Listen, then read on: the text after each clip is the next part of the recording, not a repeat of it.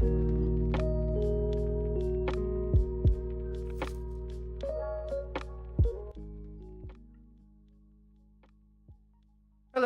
Ping Bong. Good weekend, everybody. We're live again. 2 days in a row. Weird thing for me. And live with me today is Mr. Tanuki. Welcome back. Hey everyone. All right. Good. Yep. So the last time we did something together was like about 2 weeks ago. We were streaming like drafting for on Magic Arena Yes. in the morning for us, but like I think it would have been the night for some people. I don't know. Did you have anybody who was watching at night for you? Somebody was watching, not that time, but in the following weeks. Not sure where the guy is from, so can't really tell. Awesome. Because I remember like some guy was messaging me, and I think I've seen his name on my channel before. Right. But I couldn't remember who he was, and he was saying like how he beat me in a game. Okay. And I was like, oh man, yeah, like totally, man. Like I wanted to know what deck he was using and what kind of weird deck I was playing. Right. Okay. Because I've been screwing around with a lot of weird decks. Yeah. No. For me, it's mostly limited, so I don't do a lot of constructed. Well, okay. Anyways, so today is a very special night. I am cracking boosters for the Final Fantasy Magic the Gathering crossover box, and this very special one is that this is actually a JP box that I pre-ordered like I think in May, was it, or something like that, and then it has just finally reached me. Kudos to a friend of mine, WL, a friend of mine who actually helped me not only ordered it but also sent it over to me. The coolest thing about this is that it comes with this really special like JP exclusive campaign booster, which we'll be cracking towards the end of this. Do you know anything about this campaign booster?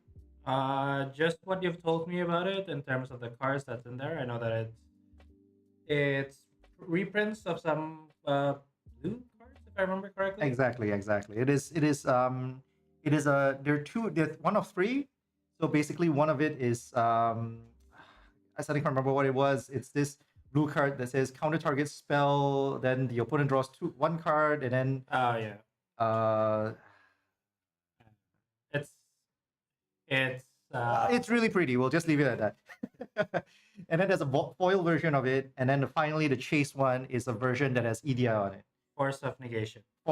That's the one. Exactly. That's exactly it. It's really, really cool. I really like the EDI art one especially. So we'll see where we get it. The odds are not in our favor. It never is, but we'll see. And we're gonna put this to the side here, and we'll open this towards the end.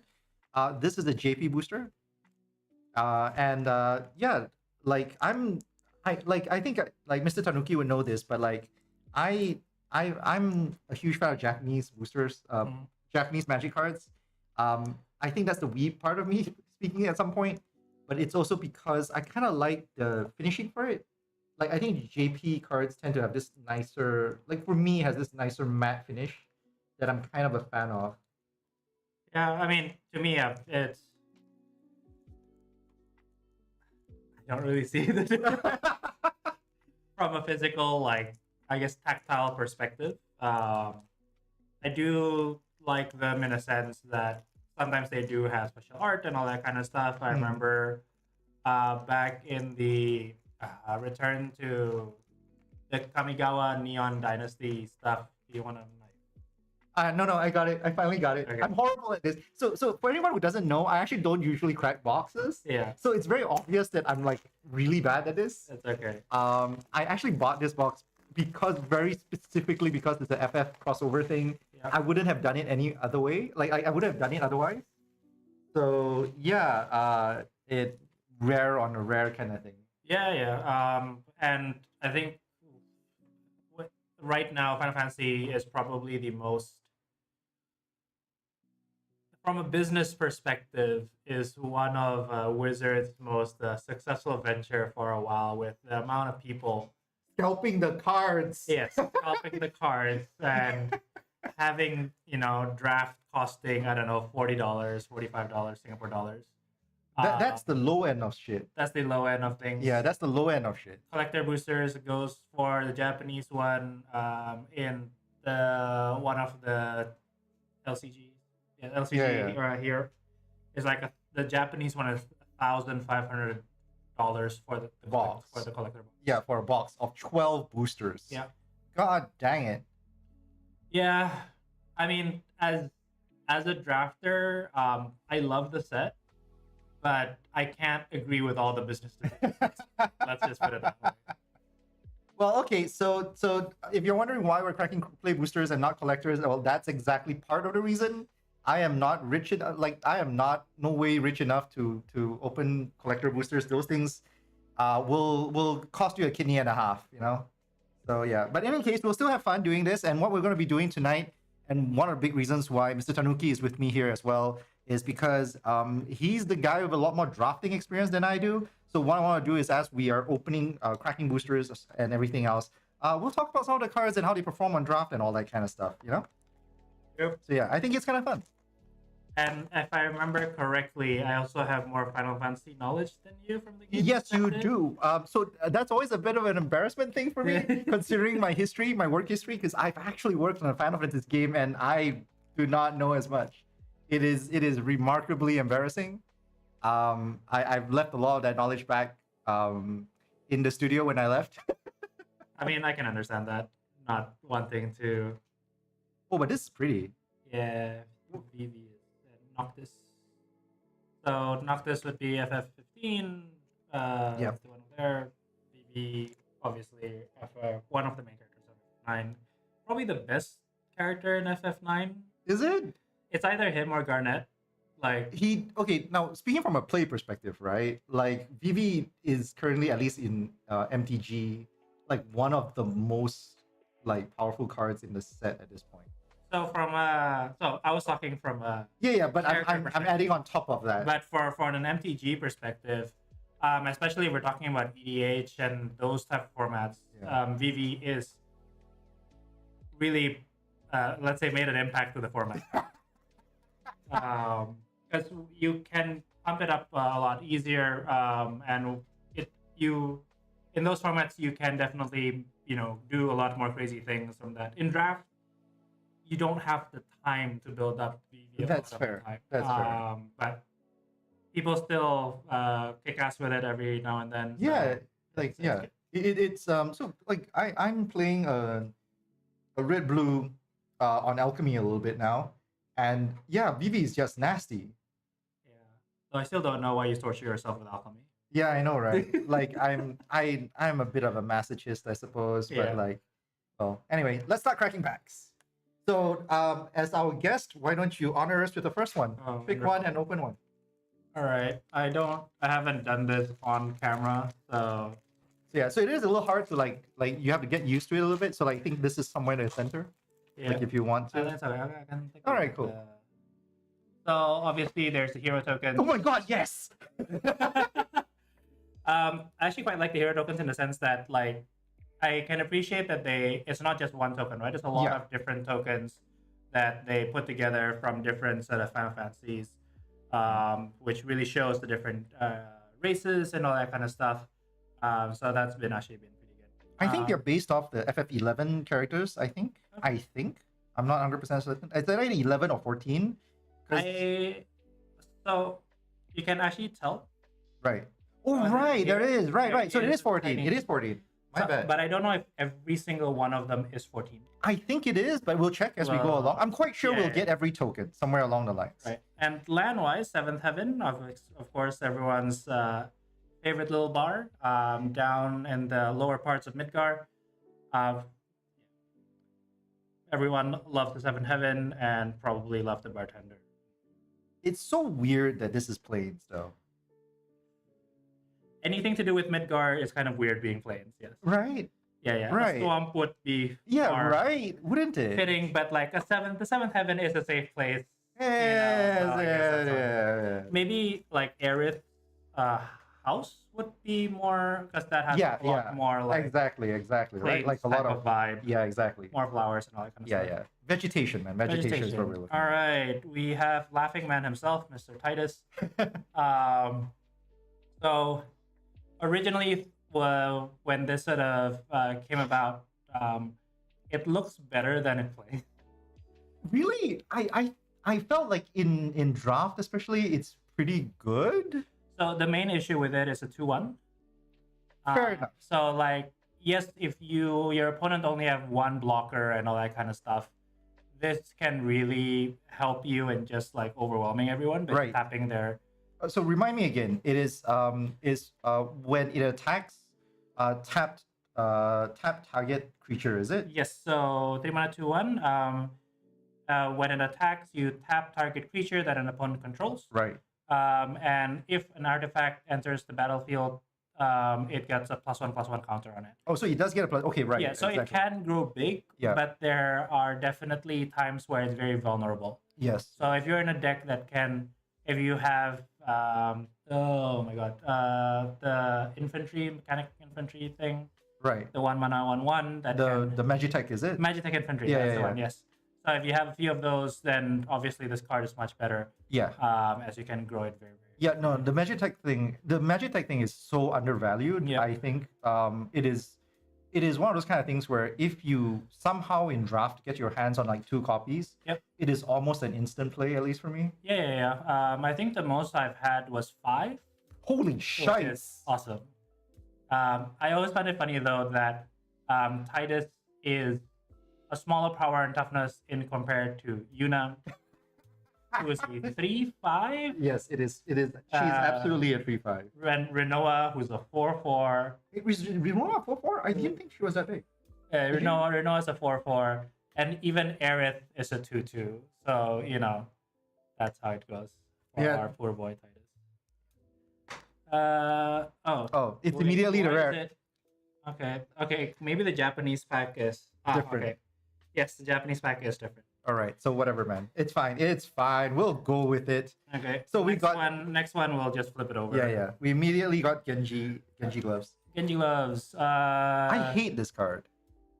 I'll be honest. I'm not a fan of this card. It's not great and limited Yeah. in draft. It's too slow. Like Yeah. the effect.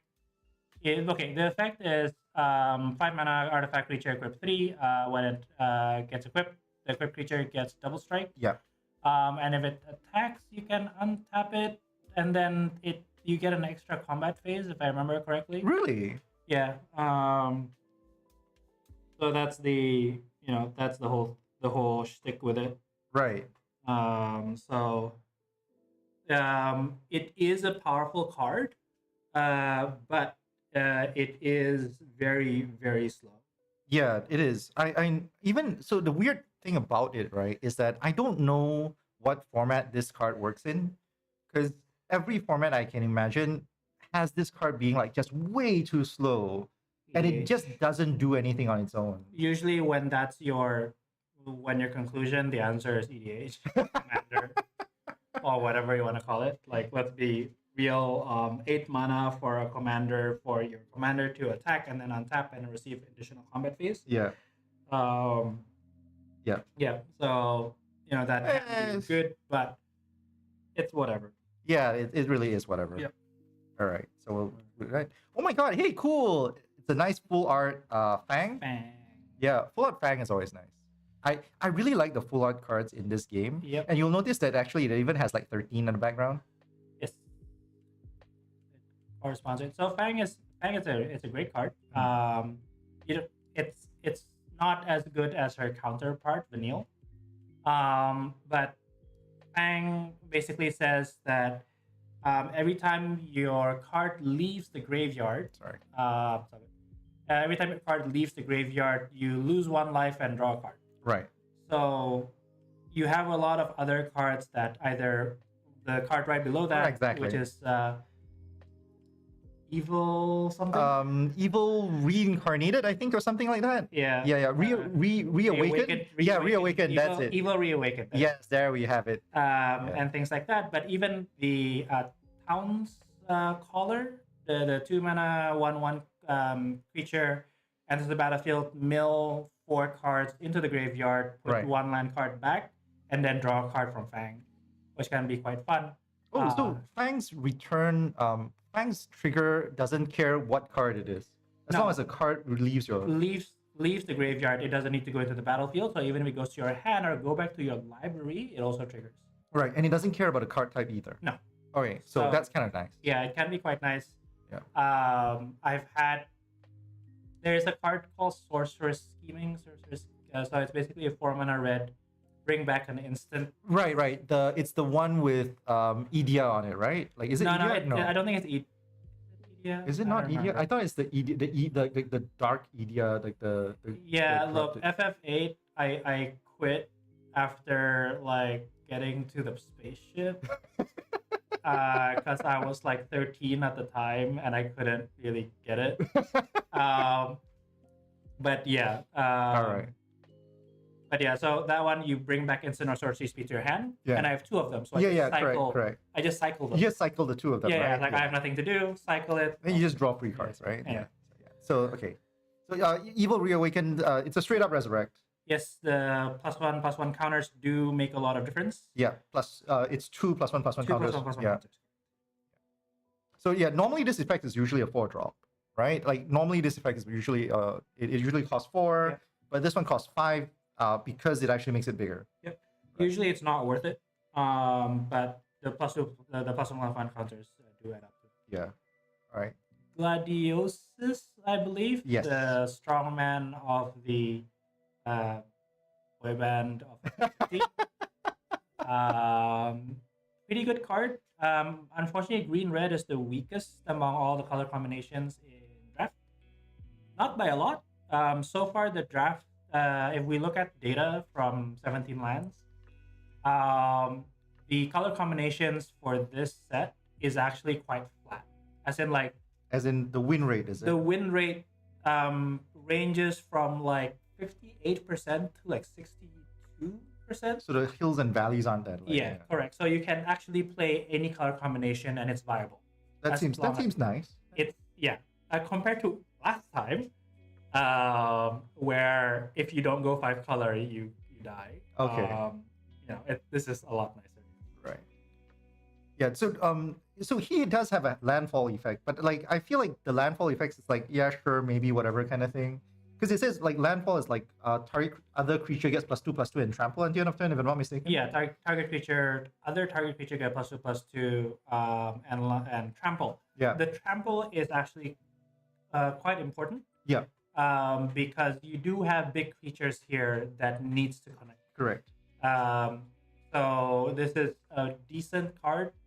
If you're in the color, good to run. Like as a final bomb kind of thing, sure, whatever kind of thing, but like it's. Yeah, I mean it's also really good with chocobos. Yeah, it's great with chocobos. Yeah, you get to search for it. Quistis. Quistis is fun, but like I don't know. Quistis is good. The FF8 top teacher.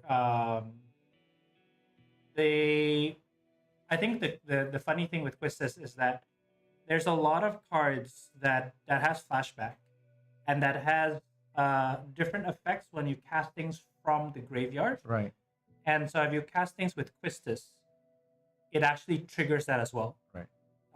So for example, there's a card called Final Days. There is a 4-mana, 2-mana black sorcery speed. Put two tokens into play tapped. Flashback. If you cast it from the graveyard, you get number of tokens equal to number of creature in your graveyard. Right. So if you Quistis it, it will trigger that flashback from the graveyard ability, which your opponent might not be expecting. Especially if you cast it from their graveyard, because you can target their graveyard. Right. But so correct me if I'm wrong though. Like because Quistis, by the way, I should probably have mentioned this. Because we're opening JP packs, it might not be obvious like what the card effect really is. So for those who are not that familiar with the set, I would recommend you like have, I don't know, what's a good MtG card search? Scryfall. Scryfall is your best bet. Yeah, just look up Scryfall, have it open, and use it to like look up cards as we go along. You probably can just limit it to the set, and it'll probably help. Yep. Yeah. Okay. So yeah, but very specific to Quistis. If I'm not mistaken, Quistis says you can only cast a card until the end of the turn, right?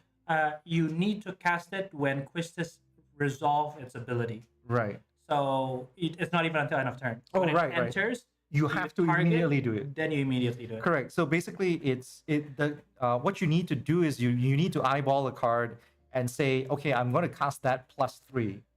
Yes, correct. Right. All right. And you can remember for any of the cards like Thunder Magic and all the Ice magics, Magic right? and all that, you can cast its additional cost as well. Right. Yeah, just as a right for anyone. What about X cost though? You can cast the X cost as well, yes. right? Yeah. All right. This is something merchant, if I'm not mistaken. Kikian merchant. Yeah. I mean, I think it's an okay card. It's an okay. It's a filler card. So it's cute. It does a lot of nice sort of like hand cycling. I think it's a mid-range. Like you don't want to prioritize this too much, but it's still pretty decent kind of thing. Yeah, the format is a bit too fast for it. If you have That's lots fair. of hounds, then yes, the draw 3 from it can be good. It's not draw 3, I think. It's is it draw 3. Oh yeah, it is draw 3. Yeah. The seven mana one is 7 mana. You reduce the cost for each town. Right. And all of that. Reduce its activation cost by 1 for each town you have in play. Yeah, and then you sacrifice it, draw 3 cards. Yeah, that's pretty nice. Yeah. Drawing 3 is I never had enough towns for this to be meaningful though. Yeah, I mean, even if you have yeah, correct. So you would prefer to run the sorcery speed of version of this card, which is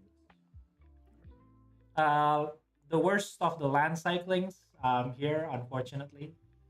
I don't think it's that bad, is it? No, but it is the worst of the 5. Of the 5.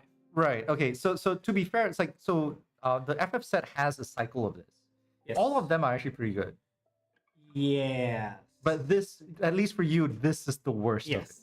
Of it. So it's graded on a curve. It's not horrible, but it's really just the worst of a lot of like pretty.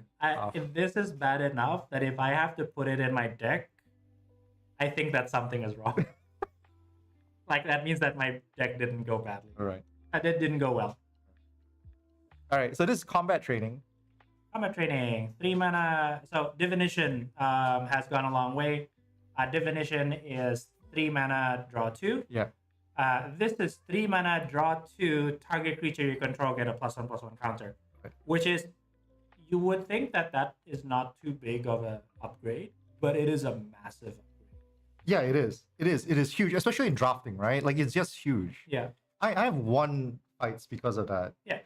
Like, even as simple as, you play second turn at an extreme case, right? You play second turn Pixie, which is a 2 mana 2/1 flyer. Yeah. Every time it's actually a scry, turning it from a 2/1 to a 3/2. Yeah, it's huge. Significantly like pivots the game, right? The game. Yeah. So. Oh yeah. Also, once again, for those who are like joining us for the first time, in case you didn't notice, we are talking about cards written very specifically. We are trying to talk about it in a drafting format. We're not going to be so as the stream progresses, right? Because we're going to go through a bunch of cards that we've gone before. Yep. The cracking is going to go faster and faster. Yeah. So if you're here for the cracking, maybe come back in like 30 minutes or something. But if you're here for like really just to like, hey, I want to hear about like people talking about drafting crap, like then stick with us for a while more. Or just stay and put us in the second monitor content. Yeah. We're second monitoring this. Like just like. What's this? Red Sage, I think. Red Mage's Rapier. Yeah, that's about right. Yeah. 2 mana. So this is one of the hero weapon cards. I forgot what it's called. Hero Select, I think. Yeah. Oh, this is Drop Select. Drop Select. Just Drop Select. That's it. Which is a great sort of the cycle of Job Select artifacts, equipments is very good. Yeah, they are. Most of them are very, very good. Yeah, I think even the common ones are pretty good. And for those who don't understand this, now I'm going to make a guess. Yeah. Please feel free to correct me, obviously. But my like one of the craziest things is that they're actually um the uh the the stats that you get when you include the weapon effects tend to be better, pretty good, even at the mana cost they are. And the fact that like the equipment stays after, even when the creature dies, right, just means that you always have something that is just lingering around. So that just means that like, oh, I'm going to attach it to the next creature, whatever else there is. Like sort of the board advantage, I want to say, like that just lingers around is just crazy. That's at least how I've experienced it. Yeah, no, absolutely. I think just in terms of the um, more, let's say that the how to say the stats for the cost is slightly below a really good card.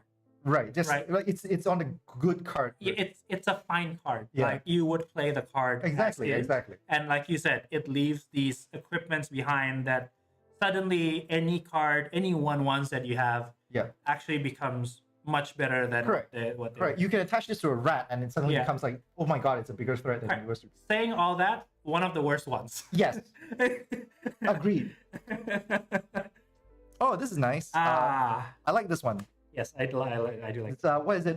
Surrounded by black mage. cornered By black mage. mages. That's it. That's the one. Thank you. I do like the black mages overall. I do think that they are a great sort of the token themselves, like the 0/1 tokens. That every time you cast a non-creature spell, you deal 1.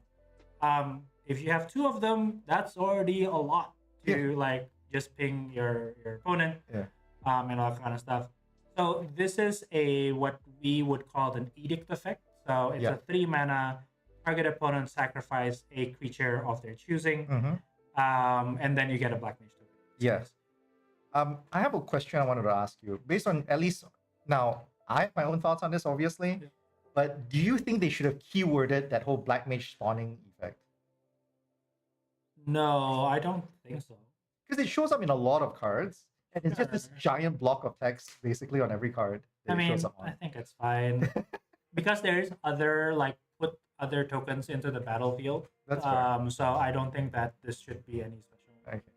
By the way, in case anyone's wondering, I'm not a fan of keywording it because I tend to lean towards like being newbie friendly, especially for a set like this, where I like anyone with half a brain cell would have anticipated a lot of newbies coming back into the game and stuff. So the last thing you want to do is to like chunk a lot of this information behind keywording, which makes it very difficult for newbies to learn the game. Yep. So, yeah. So now I can't remember. Is this what Balamed Tyrannosaurus? I think or something like that. I think FF8 is one of the first FF that I played outside of 7. I have a soft spot for this creature just because I do run around Balam Garden, which is a school, right? Let's put it that way. Balam Garden is a school. You go to their park, and a T-Rex shows up and eat you because the T-Rex is way more powerful than you. It's always quite funny. Still not as dangerous as Hogwarts. Yes.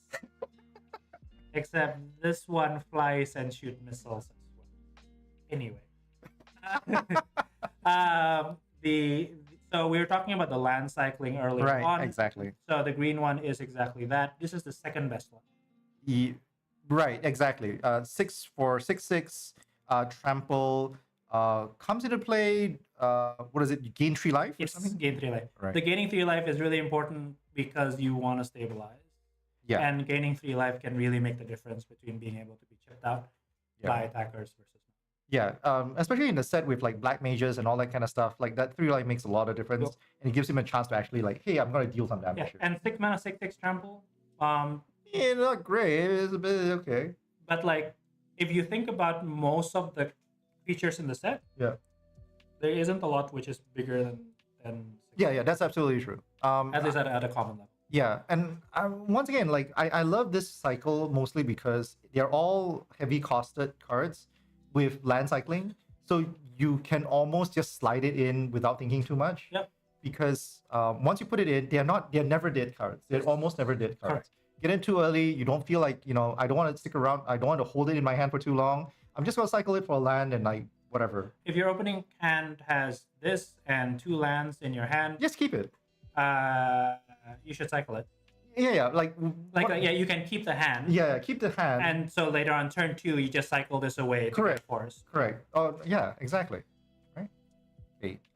This is oh, I can't remember what bomb. Can you remember what bomb? Like what's the proper name for it? Is it blazing bomb or something? Yeah, blazing bomb. Blazing bomb. Yeah. Blazing bomb is cute. Better card than I thought that it would be. Yeah. So it's a 1-drop. If you cast a non-creature spell whose casting cost, mana value is 4 or above, put a +1/+1 token on it. So specifically, the wording is because this becomes important. Right, exactly. The specific wording for it is if you have spent 4 mana to cast an instant or sorcery speed, right, the ability triggers. Right. Why does it matter? Why does it matter? Because mana value can be a confusing concept for people who just gets into the game. Right. Previously, it was converted mana cost, right, which is even more confusing. CMC. So the question is, okay, if I cast something for 6, if it's an X spell, and I cast X equals to 4, what is my mana value? Right. Right. It's a lot less intuitive than saying, oh, I have spent more than 4 mana to cast this card. Right. So for sort of new players, I think that this wording is actually a lot easier to understand. Cool. Yeah. All right. Okay, with that, oh yeah, I almost forgot. Second ability is self-destruct, tap, sacrifice it, deal damage equals to its power to target anything, like any target? Creature only, is it? Yeah. Okay, cool. If it can hit face, then it would be really, really much better than what it is. Yeah, exactly. But I like, once again, I'm absolutely with you. Like, this is actually, it turns out to be like a much better card than like most people expect it to be, and especially in a draft place, where you can actually like, because there's so much equipment in it, you can easily equip this guy, get it fat, and then like let it like just throw it at a creature. Yes, correct. And sorry, I should have been holding. Oh no, it's fine. We've talked about this before. Right. I think that it is a slight design miss in that what I would have designed a blazing bomb to be is grow until it has 3 counters. Yeah. Then it blows up. Like right. Force blow. Force blow. Like force self-destruct. Yeah. Dealing 4 damage to, then it can be any target. Yeah, I hear you. Yeah. So there's one thing that I should probably mention about this, and this is true for the FF set in particular, is that they actually keyworded a lot of they actually named a lot of effects. It's something that's very unique to the set, and for those who are like new, like returning to the game or new to the game, this isn't normal. Yeah, this is not normal. This is just because obviously Final Fantasy has a lot of these abilities and stuff, and it's just call out to exactly. It's a love letter to the game. Yeah, exactly. Clearly the people who designed this set love the game, and I can really appreciate that. With everything and with the way that things are designed and the way things interact with each other, and things like that. All right, so my turn. I'm gonna take one from here, and I'm gonna open from the back because that's how I do it. Which you apparently should, considering the Japanese cards are flipped. So apparently I have Japanese booster opening habits without realizing it. I want to take the bottom one because it's the counter usually. Yes. And yeah, this is another. Oh, great! I've got the same one as the one before. Yeah, I've got the same one. I'm just gonna open up the land as well. Oh yeah, I forgot. It's all the tokens are double-sided, by the way. Okay. Oh, it's triple. Okay, so I'm gonna open the other one. So this is gonna probably be the land. Oh, okay, sure. I'm a little disappointed because I like the full art lands. I wish I had more of those, but okay, let's see.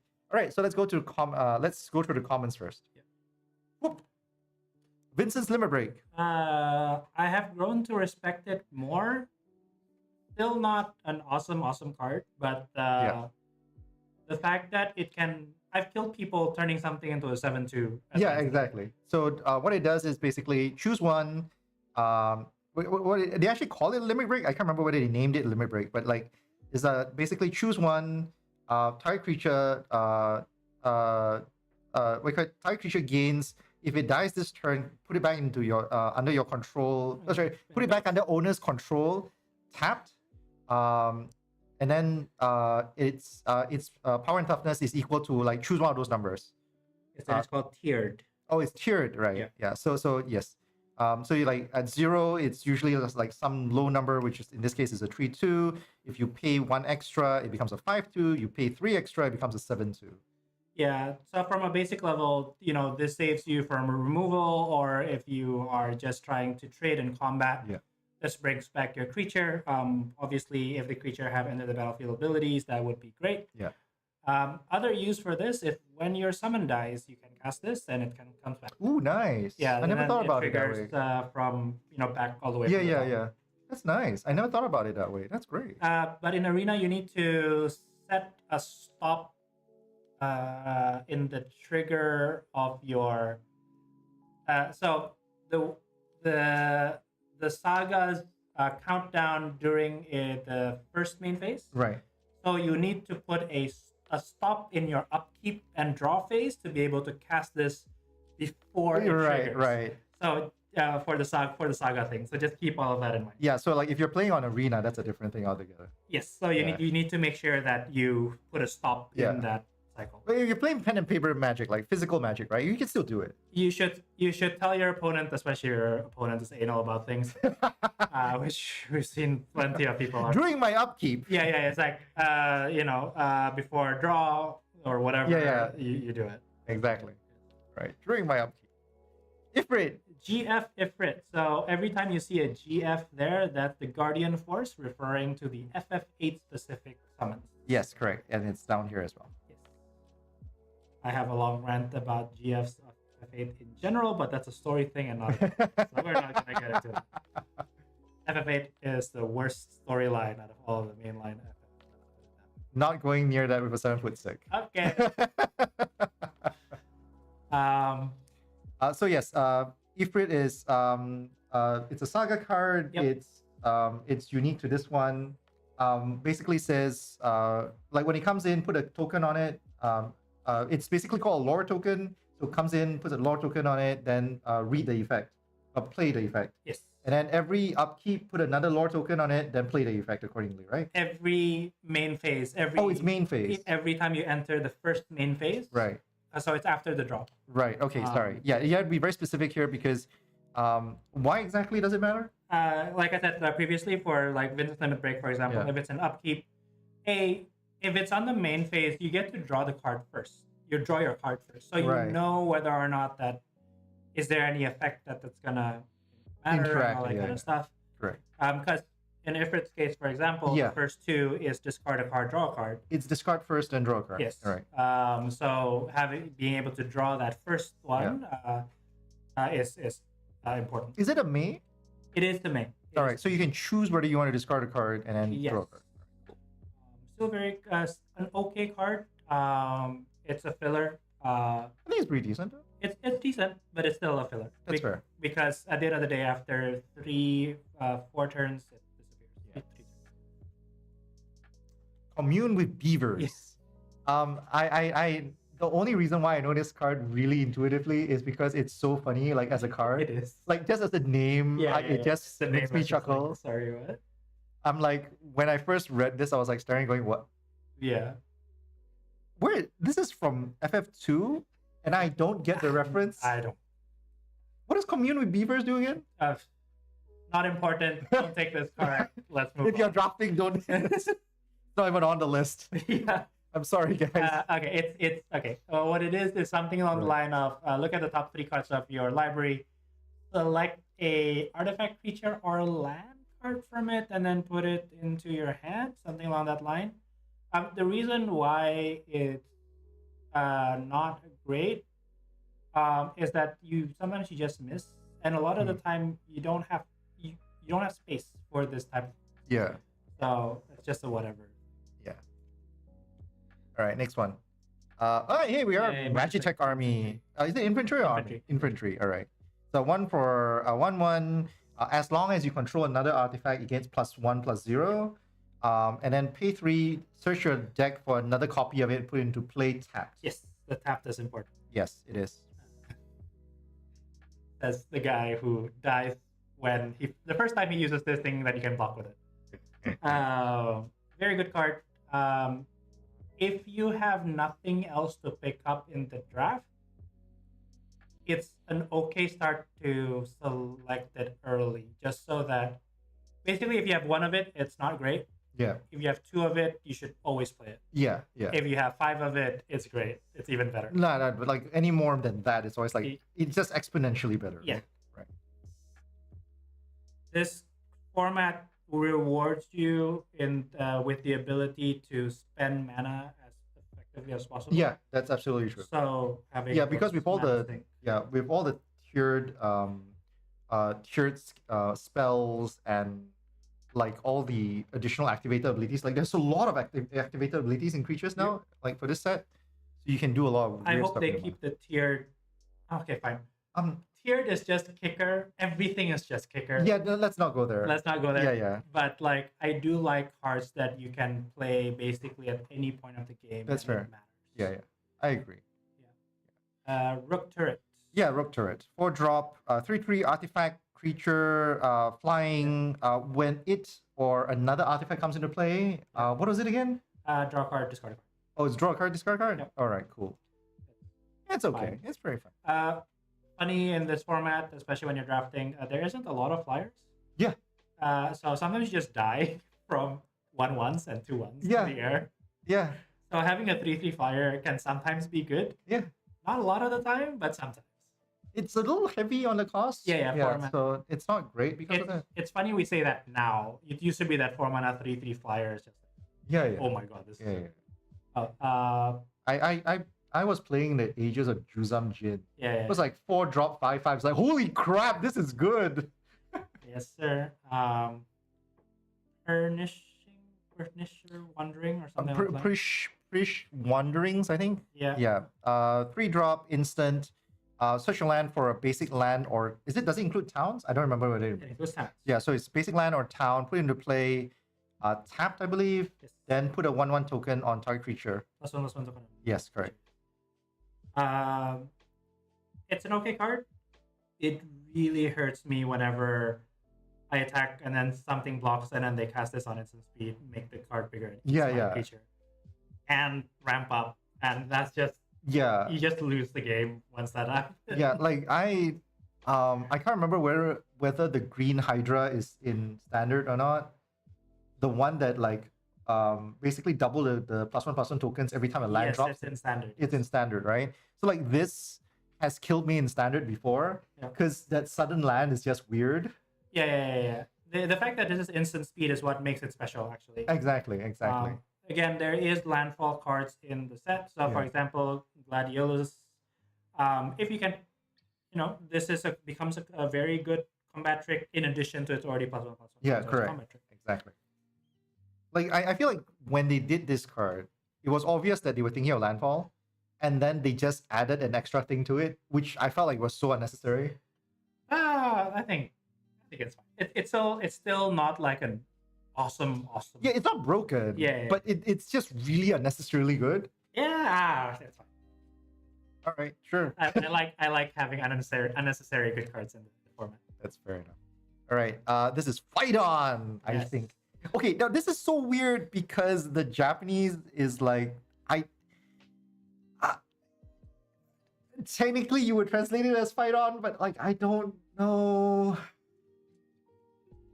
What is the translation? Rough translation. So my Japanese is obviously not good enough. This is very based on like me knowing Chinese and translating through a third language kind of thing. Yeah. Like it basically says a more accurate translation, more closer translation, but very crude, not smooth, would probably be something like fighter return, like in a Sure. very like commanding tone. Right. Like hero return to me. That Almost kind like a tactical retreat kind of thing.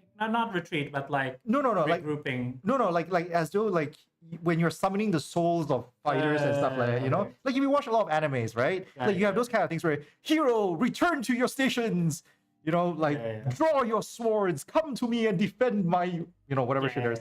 like it's that kind of tone and feel to it. Got it. Yeah. Okay. So the fact that the card's name is actually Fight On is, I guess, a good enough English localization, but it does, like, I feel like undersells it a little. Yeah, when you say that now, I feel a bit, I feel a bit cheated. A on the- bit, on the isn't English it? side, Yeah. But okay, so but basically it does, it's a sorcery. Is it instant? It's instant, It's right? instant. It's instant speed, then basically return up to 2 creatures to your hand. Yeah, from your grave. From a graveyard. Great card. Es- especially in this set. Yeah. The first one is much better than your second one. I said, like, if you already have one in your deck, you usually don't need a second one. Yeah. But the first one is really good. All right. Next one. Galuf's last move, I think, is it? I never played this card. I have never seen this card played against me. I do not know what it does. It gives the creature +1/+0 and some text. My Japanese is not good enough. I'm sorry. I'm sorry. You're probably gonna skip it on draft. Let's just next up. This is what, Black Mage number 3. Black Waltz number Black 3. Waltz number 3. Thank you. Yeah. Clearly, my Japanese isn't good enough. It's fine. I will see in FF9. There's Black Waltz 1, 2, and 3. Right. I wish they have Black 1 and Waltz 2. 1 and 2 as well. Even as a variation of the card. Yeah. So even though it's a legendary creature, you can have up until 3 of them there, which I think would be quite cute. I hear you. I'm pretty sure they'll do it the next set. They'll do this because I'm very sure Magic is going to do this again. Like, I'm very sure Magic is going to do this again. Yeah. Surprisingly not as good as I think. It's still okay. Like, 4 mana, 2/2 flying, death touch. Ping your opponent for 2 every time you cast a non. Yeah, it's basically a double mage. Yeah, it's a double mage that can block and trade with anything. Yeah. But the 2/2 is a little bit too small. Yeah, I for what it is. I would be happier for it being a 1/3. Yes. Yeah, because you don't need the 2 as a death touch. And you can much easier block on a flying side with 1/3. Okay, next one. What was this one again? Aaron's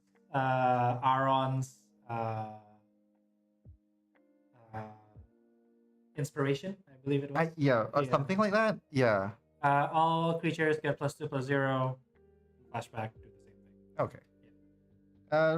Maybe you'd pick it, maybe. I mean, if you have a go wide deck, there isn't a lot of go wide strategies that is workable here unless you draft specific rares and stuff. So usually you don't play it, but once in a while you do in a very aggressive and go wide. Okay, so this is going to be the rare. Is it? Yeah, because we've done with 3 uncommons.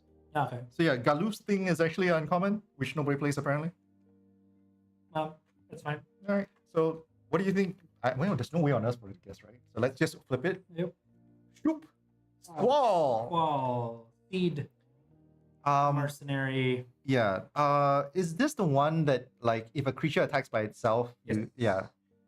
So this and Cypher are 2 mirrors. Yeah. Funnily enough, this is just a side story thing and how they put in the design, which my friend told me about. Right. Basically, so Seed is the mercenary group within the FF8 world, Right. which the main characters are. Cypher, who never passed the exam, Right. is a knight and not a mercenary. Right. So it's a nice little storytelling from a design perspective. But in this case, Squall, Emo Silent Boy, whenever it attacks, whenever a creature attacks alone, it gets double strike. And if Squall deals combat damage to an opponent, you can return target permanent from the graveyard to the battlefield if it costs 3 or below. Right. Something like that. It's pretty awesome. It's Pretty good. Yeah, in draft, I think it's going to be like a first pick kind of thing. Would it be a first pick? So black white is not one of the top color combinations.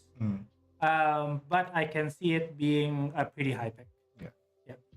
All right. All right. So this is probably going to be a foil, I think. I think there's just gonna. Let's just flip. Let's just flip. Because I think there's gonna be. Oh, hey, cool! I got a Gigantoad. Oh, Y'shtola FF14. Yeah. Everyone's favorite cat waifu. Oh, we can talk about this one. yeah. Like Y'shtola, I got it during my pre-release, but I do feel that she's really weird to play. Like, so what does Y'shtola do? For those who can't read the Japanese text. What Y'shtola does is basically you get an extra end step. It's not just that, right? Like, it's besides that. It's at the end of your turn, choose a creature, then You bounce it, is it? yeah, I think you you exile and bring back into Yeah, it. yeah. You blink it. Sorry. Yeah, you blink it. I think it's up there. There it is. Beginning of the exile target creature you control, then return it to the battlefield under some own control. Then It's immediate, right? It's immediate. Correct. Yeah. So you do blink it. Yeah. Then if it's the first end step of the turn, there's an additional end step after the step. Right. So this is a bit confusing especially for new players. What this simply means is that if you have any other ability that triggers on end of turn, it'll trigger it again. Right. Like the simple way to think about it is that.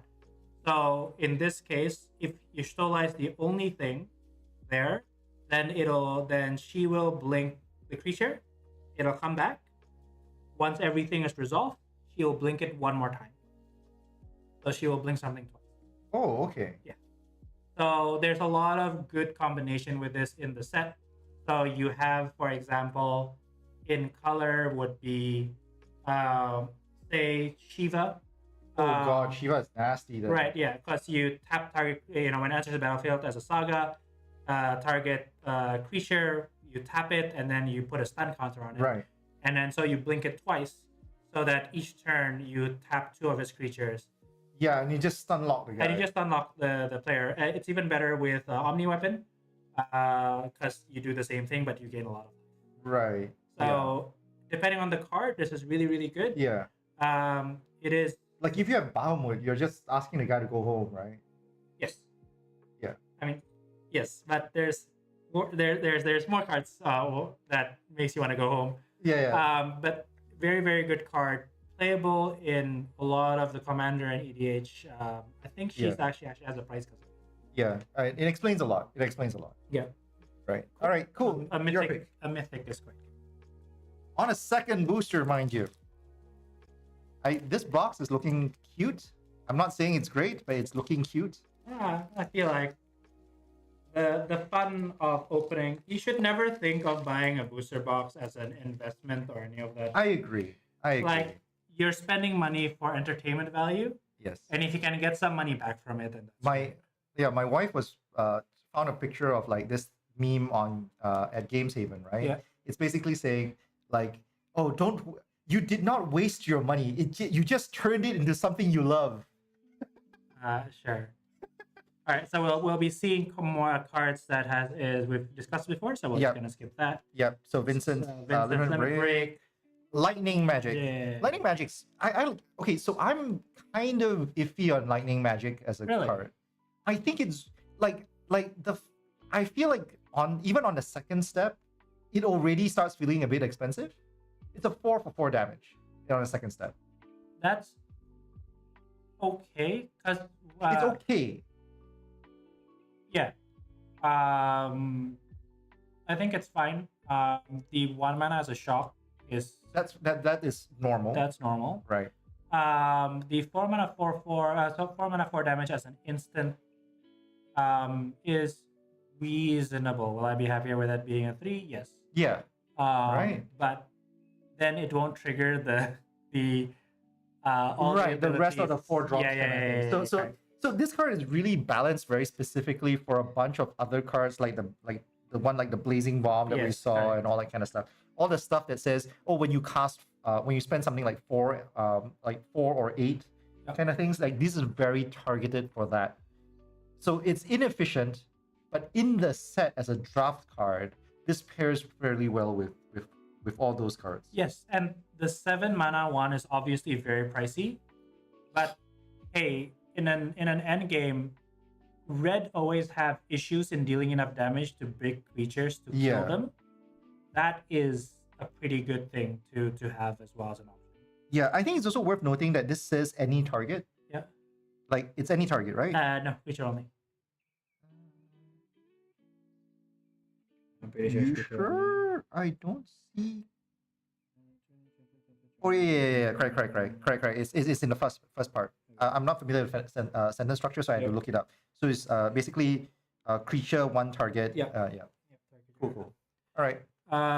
Yeah, so great card. Pick it relatively highly. Removal on the set is quite premium. That's fair. That's Of fair. the number of bombs. That's fair. That's fair. In the set. Community Beaver. Moving on. Gallicat. Gallicat's pretty decent.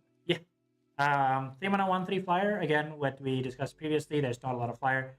The fact it has vigilance is just so as a 3 mana 1/3, it can block a lot of things early game Exactly. and hit the people for 1 every turn. And Correct. that Which really is adds why up. like Black Bolts having this stats makes so much more sense than Yes. it. Like yeah. Absolutely.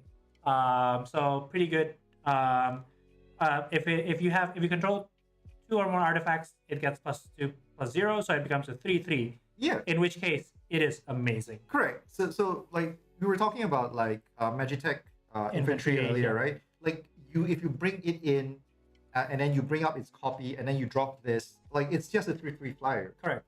Even your weapons with the job Yeah, select exactly. and all that kind of stuff. Exactly. There's plenty of artifacts in the set. Gallicat is pretty good. You don't need to prioritize it because people don't pick it very highly. But it's good to pick it up when you can. Yeah. Next up, Dream. Laguna's Dream, I think. Yeah, Dream of Laguna. Dream of Laguna. Which is always the funny part of the game. As at this point in the game when this happens, you have no idea who these people are. Yeah. Anyway, Dream of Laguna. It goes 2 mana, Scry. Surveil 1. Sorry, there's no Scry in the set. Yes. Surveil 1, and then draw a card. So for those who don't know what Surveil is, it's basically you look at the top card, then you can choose whether to leave it on top or put it into your graveyard. Yep.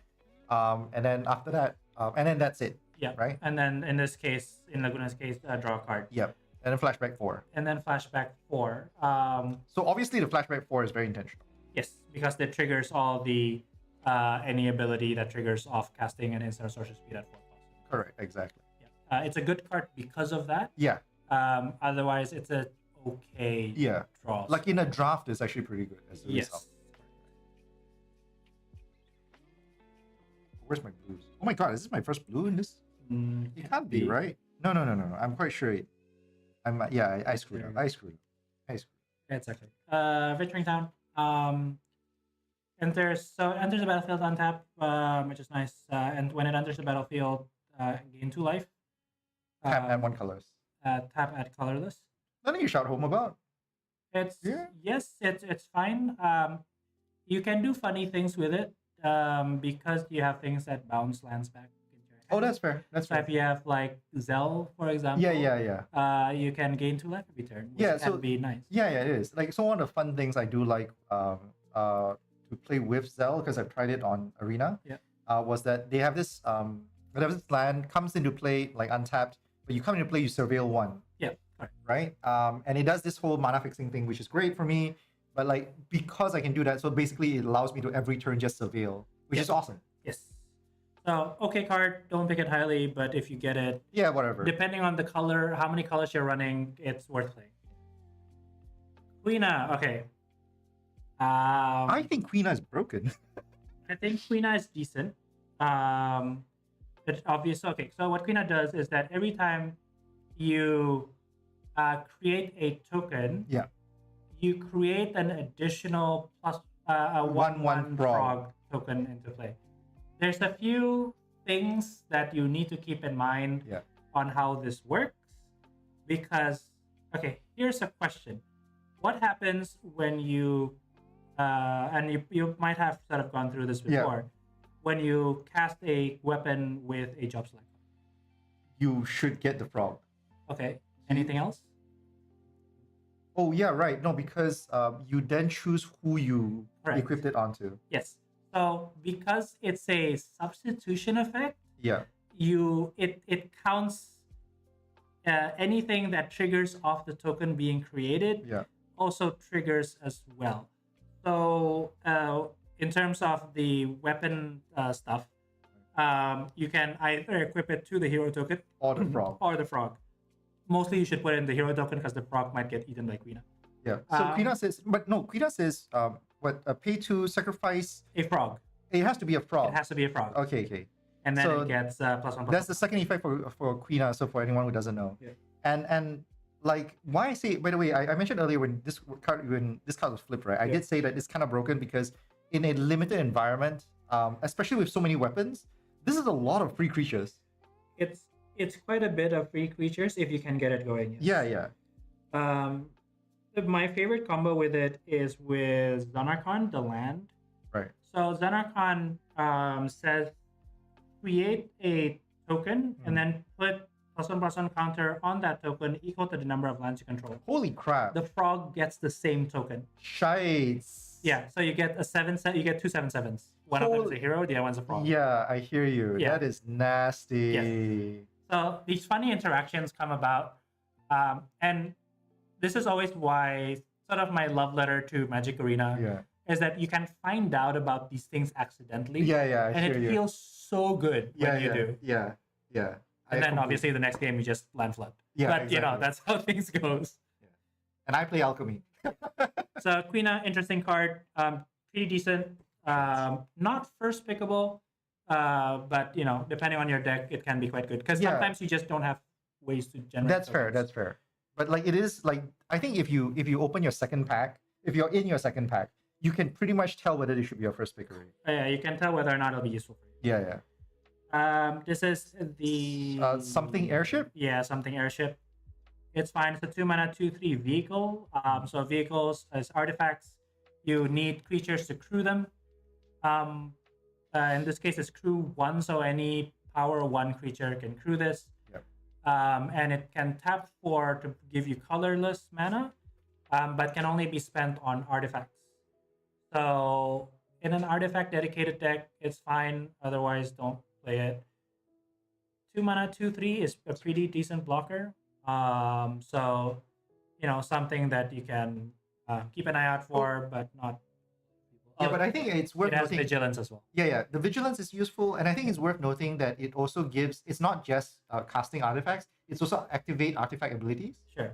So I know it's not that like critical in most games, but it's always nice to keep in mind because like quick cost is you can pay. Yeah, exactly. And then on top of that, the vigilance also means that you can use it to like both attack and then do shit with it, right? Yep. Which is pretty nice. So this is the card I was talking a bit earlier when we are talking about Quistis. Yeah. This is Final Days, FF14. Yes, FF14. Pretty good card. 4 mana. Put two tokens into the battlefield tapped. Flashback. If you cast it from the graveyard, you put two tokens equal to the number of creatures that you control. Right. Very not control. Creatures in your graveyard. Yeah. So very good in green black, where a lot of times you want majority of your cards in your deck to be creatures, and you do a lot of self milling. Yeah. You can randomly get 5 2/2s out of this.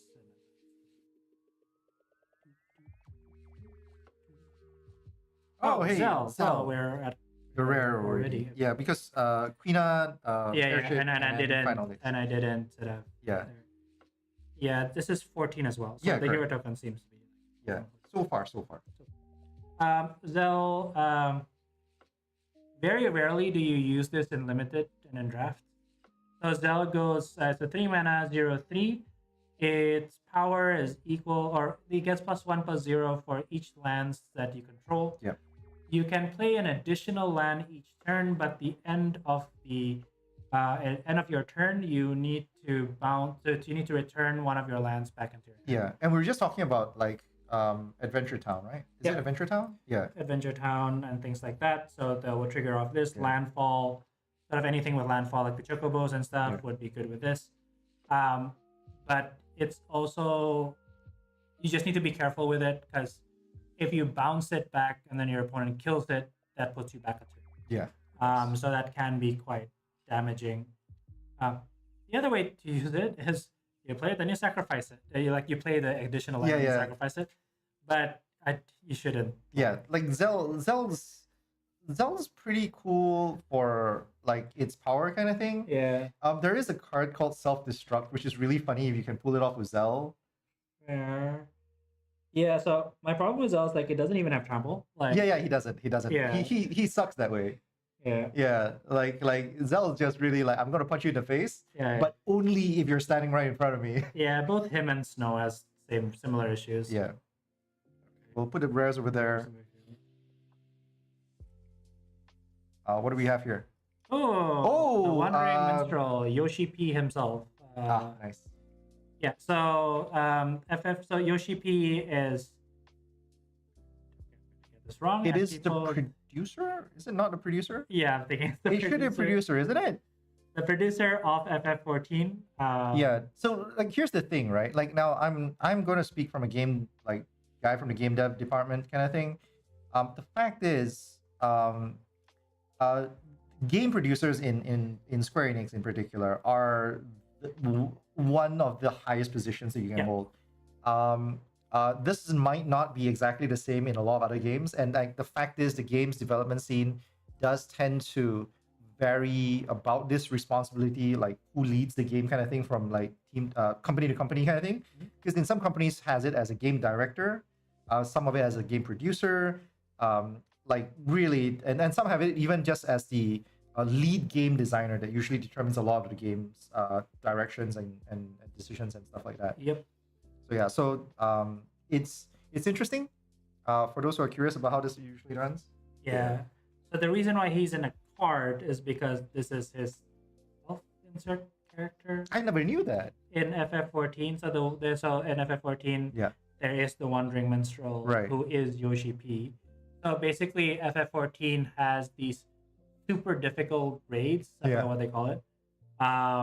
And the way that the game, I guess, rationalize all those like super difficult raids is the minstrel is telling you a story about the raid that you are a part of. Okay. Yeah. So that's cool. What it is. So what it does mechanically speaking. What it does mechanically speaking, your lands come into play untapped. That much I remember. Yep. What else does it do? I can't remember the rest. If you have, I believe it's like 5 pounds in the battlefield. Yeah. Create a 2/2 5-color token at the beginning of your combat phase. I think it has these. Like once you have that, is actually pretty good. And then the last bit is pay like 8 mana with Wooburg plus 3 colorless. Yeah. Give your creatures other creatures to control get +X, where X equals the number of towns. Cool. So it really is a township kind of guy. Correct. Yes. Yeah. So it's a town leader kind of shit. Yep. Yeah. It's a really like, okay. Now I don't feel this for draft. Like I don't think it's viable at all for draft. It's viable, because at a base level it's a 1/3 for 2, where all your you need very specific tap lands come into play. You need a very specific deck for this. It's a build around. Yeah. But I've gotten it going, and I've had people that are going. If you can just trigger that ability, even if you just only have 3 towns. Yeah. Giving all your creatures +3/+3. Okay, I hear you. It's pretty good. Like every turn, and it's all creatures, right? It's all creatures, yeah. It's still 8, but it's still 8. I mean, but like sometimes that's what you need to break through. Yeah. The deadlocks that you have in games. Sometimes. Yeah, because your minimum your creatures be a 3/4. Correct. Yeah, so I guess that's okay. Yeah, so it's one of those things where you can build around it if you pick it early. Or you're already in a towns deck and then you see this by accident. Because not unless you're in a towns deck, you don't want this. Yeah, exactly. So it actually wheels every now and then. That's fair. That's Yeah, fair. Like, so- it's basically something that everyone passes on, unless by happenstance you see yourself playing towns. Yeah, or you first pick this and try to force towns and fail miserably. Good luck with that shit. I can't imagine that happening. Yeah, I Very mean, let's say that I've had successes with it, but I had a lot of Minwoo. Mangara diplomat, I think. So hold on, this one I need to. Yeah. So while we're figuring it out, I want to mention something on the print side of things. So I've seen this card on the EN on an EN booster before. This actually looks a lot better. Like, genuinely, it actually looks a lot better. Somehow the treatment for it, be it the text or how the art blends with the formatting for it, it actually looks a lot better too. This is where my weeb side is showing. Like, obviously, this just, like, to me, this just gels. Like, aesthetically speaking, it just looks nicer. Yep. I mean, I don't buy cards a lot, so I in like I don't hold physical cards. So.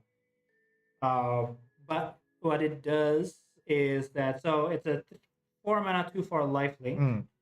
Whenever an opponent attacks with creatures, if 2 or more of those creatures attacking you draw a card. Yep. Or planeswalker, but there's no planeswalker in this format. Yeah. Whenever an opponent casts their second spell each turn, draw a card. Right. So it's it's not, you don't pick it super highly, but it's a nice defensive. Do you mind? Let's see what else. I have no idea what. This is crap. I can't remember it. Something can happen. Unexpected something. Towns, by the way. I'm just gonna fast forward this one because basically it's just come into play taps. It's a black green. Whatever. Yeah. So 3 mana, steal a creature. If you have equipments, you can equip your equipment into the stolen creature and then for free, right? For free, right? And then unequip it when you return it. So it's kind of cool because this is very obviously designed for this set where there's so many like job select stuff. Yep. Yeah. The good part as well is that in this set there is quite a lot of sacrifice ability, so you can steal something. Oh yeah, attack with it. Sacrifice it to the phantom trade. Yeah, that some guys have done that to me and it hurts so bad. Or self-destruct. Yeah. Oh my god. Oh my god. Because so like it's not enough that you're hitting face with my creature, right? Yeah. So obviously the thing that you do is because Jared plays the big Cactuar. I would love to. So when he casts this, and it still has summoning sickness, he passes turn. Yeah. Your opponent steals it. Oh god. In your face. It's never happened to me yet, by the way. I will just laugh when it happens, but like it is hilarious. Like that shit just gets. By the way, I've actually died to it once. Some guy has actually played it against me in Alchemy, dropped it, and for some reason I just did not have a killer. Like I didn't have a way to solve it, and I was like, okay, dude, you dropped it and I can't solve it. I will let you hit me with it. Yeah. A guy gave it lifelink in one of my games, and so his life total becomes like 10,000 and like yeah 10,020. Like it's so funny to watch your life total drop like the 999 shit. It's hilarious. All right. Okay. What's this? Sewer rat? Was it? Dire rat. Yeah. So 2 for 2/2 dies. Put a treasure token into play. Totally fine card. Yeah. I actually kind of like this one for what it's worth. It's not a first pick obviously because there's always going to be something better. Yeah. But like it's like it's a pretty safe bet. There's a lot of things in the set that requires for you to sacrifice an artifact or a creature. Yeah. Or that triggers off a artifact or a creature dying. Yeah. So this is a 2/4/1. Exactly. And it just does so many things for it, right? Yep. Right. So this is called the Chocobo, I think. It's called the Mountain Chocobo. Is it the Mountain Chocobo? Call Mountain Chocobo. No, it's called the Mountain. It's called the Mountain Chocobo. Okay, cool. Yeah, so I'm being really finicky about this partially because I had to type this name a number of times. I had a friend of mine who started playing Magic. I'm hoping to start a series with her, but like she had this card and I was like adding it to her collection and I was like, oh god, this name is so weird and clunky. Yeah. So some of the podcasters, the magic podcasters that I listen to, says that if you put like the comma in different parts of the name, it is different. So call, as in his name is Call. Yeah. Comma, Call the mountain chocobo. Or call the mountain, comma, chocobo. That's weird. That sentence does not work. I feel like they're forcing the joke. Well, they don't know FF. So they don't know, like, is Call a name? Is Chocobo a name? Is the Chocobo a language? Yes, flashback, so it's kind of cool. I'm just going to move on. Really good card. Surprisingly good card. Triggers all your 4-mana stuff. While giving you a 2/2 bird. 2/2 bird and a mountain. Yeah. It is a sorcery, though. Sorcery, but if it was an instant, it would have been broken. Yeah. Perfect card. Take it off them. Flip them the bird. Oh, we've seen the T-Rex. Let's move. Weapons vendor, I think? Weapon vendor. Yeah.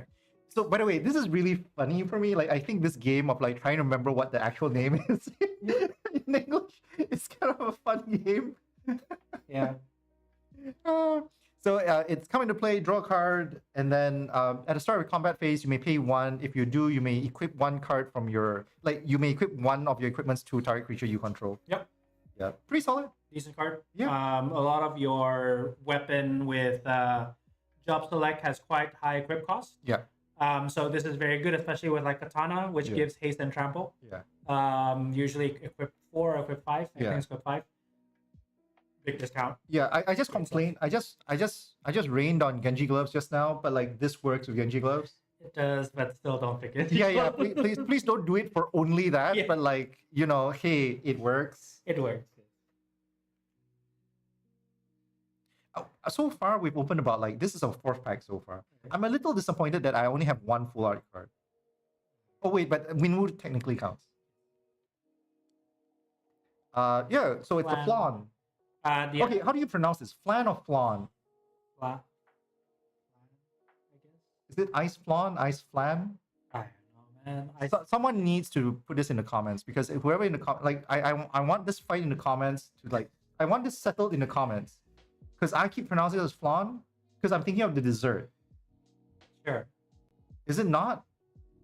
I don't know how the Japanese pronounce the dessert. Aisu. Furan. Furian. Yeah. Furin? Furin. It's Furin. Oh my god. Oh my god, it's worse. Ice pudding.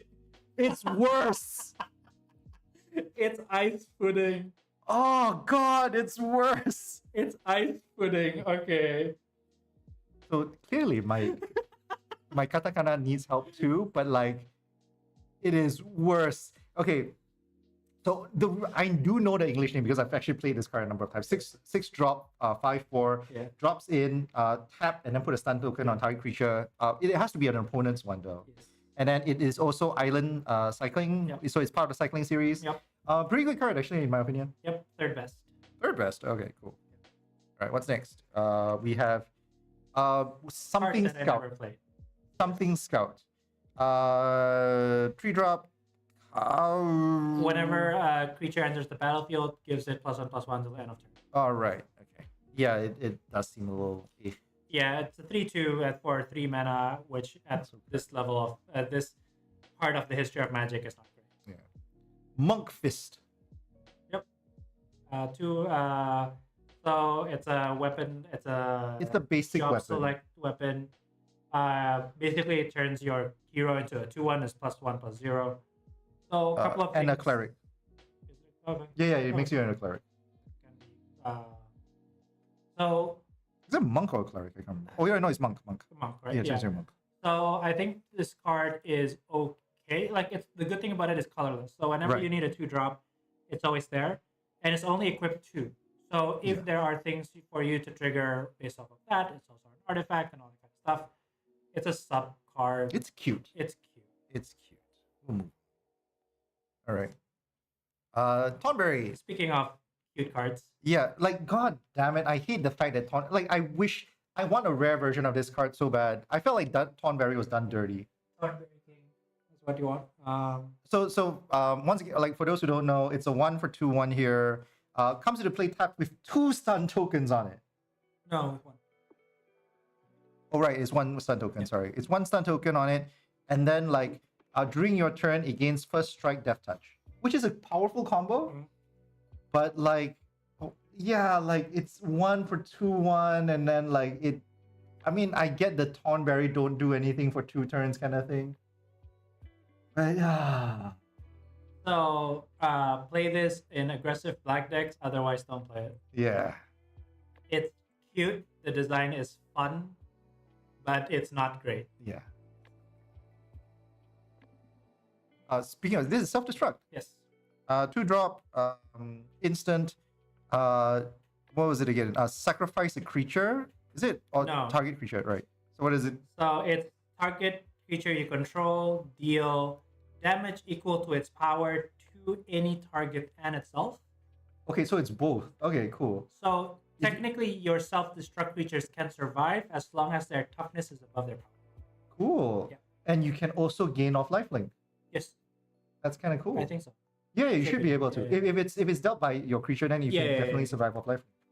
So one of the weird things I've done on Arena, which is kind of cute, is the card exists in this set as well, which is basically target creature you control deals its damage to all other creatures. Yep, Nibelheim of Flame. Correct. There are versions of it in other sets as well.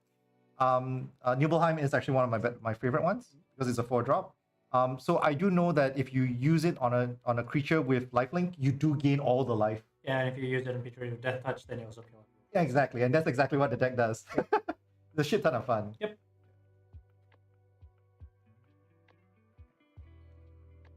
Next up, Rydia's Return, I think.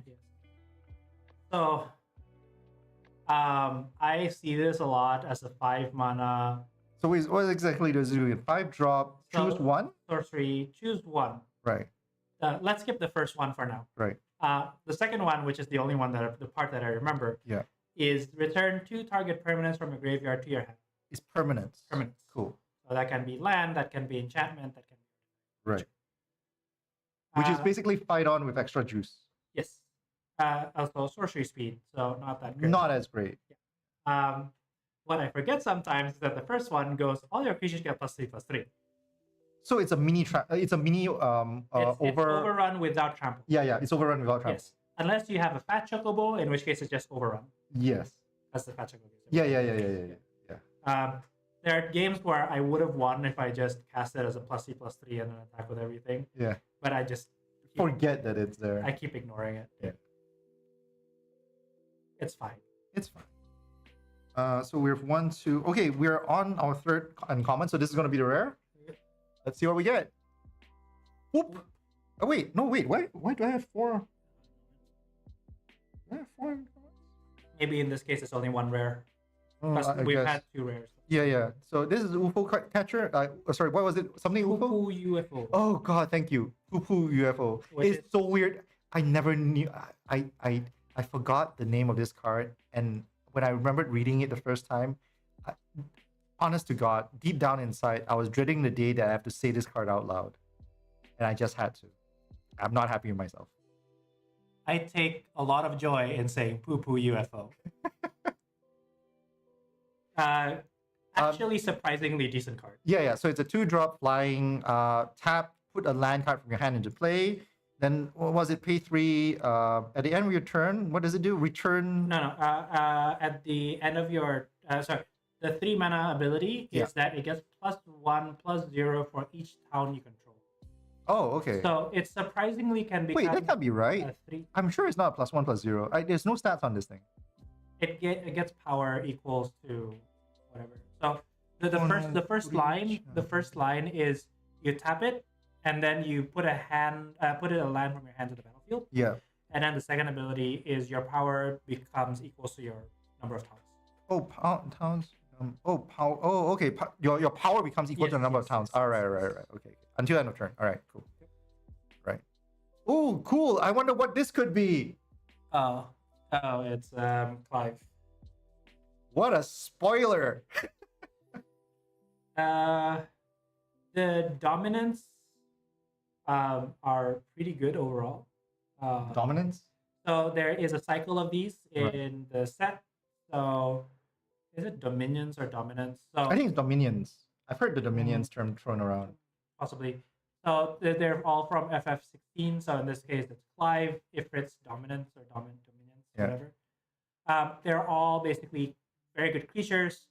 You can flip them with the cost down below, which then you flip for them to become a summon, in this case, Ifrit.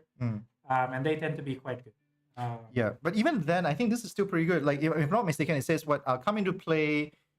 You can discard your hand, then draw cards equal to your red. What's the word for it?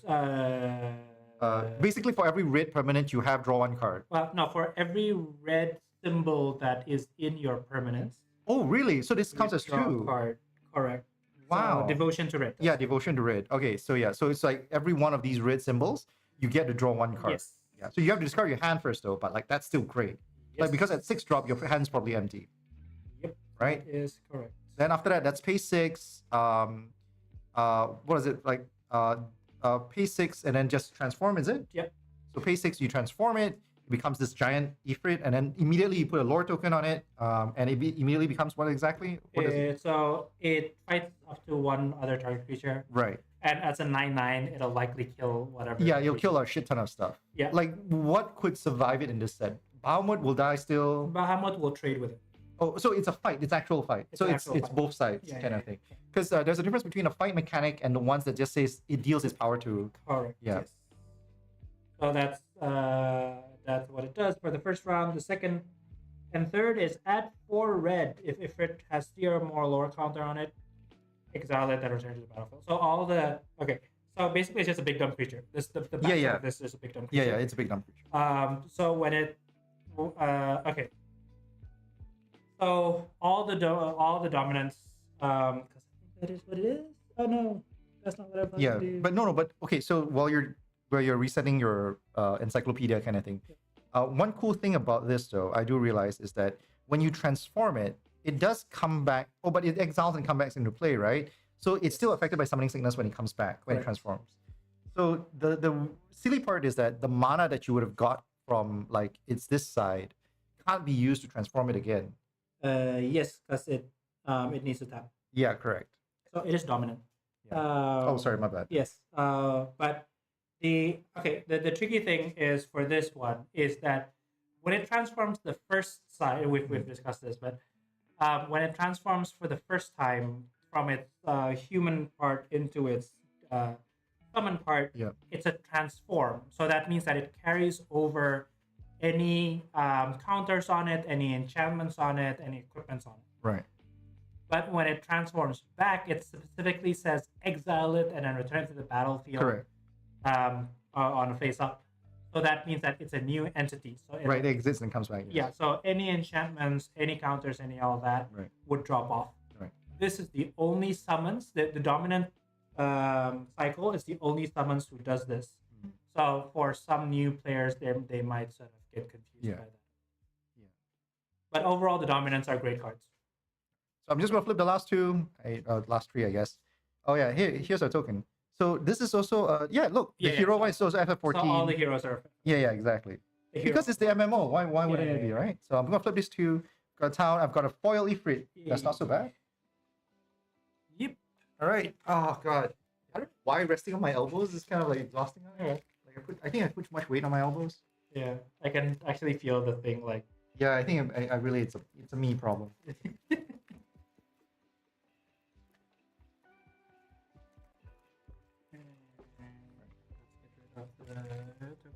Yep. All right. So lightning magic. We've talked about this before. That's fantastic. Still love the card. Just forget to mention that it's fun that they have lightning on lightning magic. And also the number of times that I mistook fire magic for lightning magic is stupid. Oh god. Chip Crash, a nice early game event in FF9. Says destroy target creature with flying, artifact or enchantment. Cycling for 2. A pretty decent card. In this set, there's a lot of targets. There is a stupid amount of targets. Yeah, so it almost reads 3 mana, destroy target just destroy target permanent, non-land permanent. Or like half non-normal creature. Yeah. Pretty decent. Neckties. 2-drop comes in discard card. Yep, opponent discard card. Historically, this type of cards has always been good, whether it's Ravenous Rats or the Beetle from Kamigawa Neon Dynasty. In this set, it's slightly less good, just because of the number of flashback that people have. Correct. But to be fair, because we were talking about Y'shtola earlier, right? Like this works with Y'shtola. Yes. So, I mean, for some reason, if you are in a game where Y'shtola can drop and it's still early, which I mean, even in late game, like repeatable discard is good. It's cute, but like I mean, like you do remove your opponent's options, so you're just like you're forcing your opponent to just top deck. But it's still something it counts for something, I guess. Yeah. And for both red and black, there is a sacrifice theme, so obviously this is a target to sacrifice. Yeah, that's nice.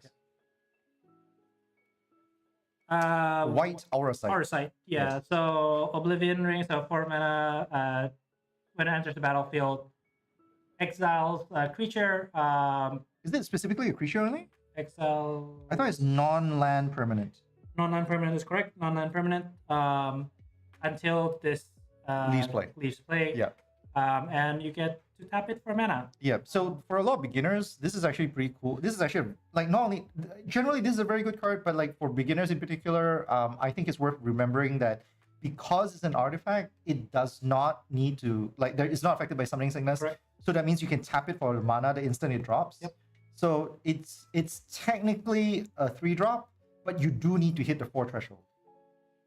Yeah, I mean, you think about it, it's a 4 mana that can give you discount. Yeah, like when it comes,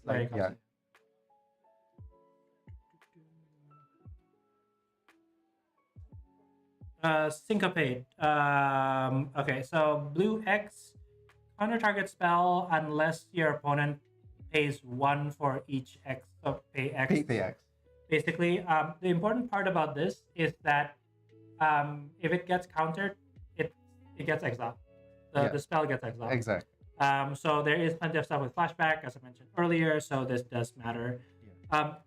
Surprisingly decent in the set.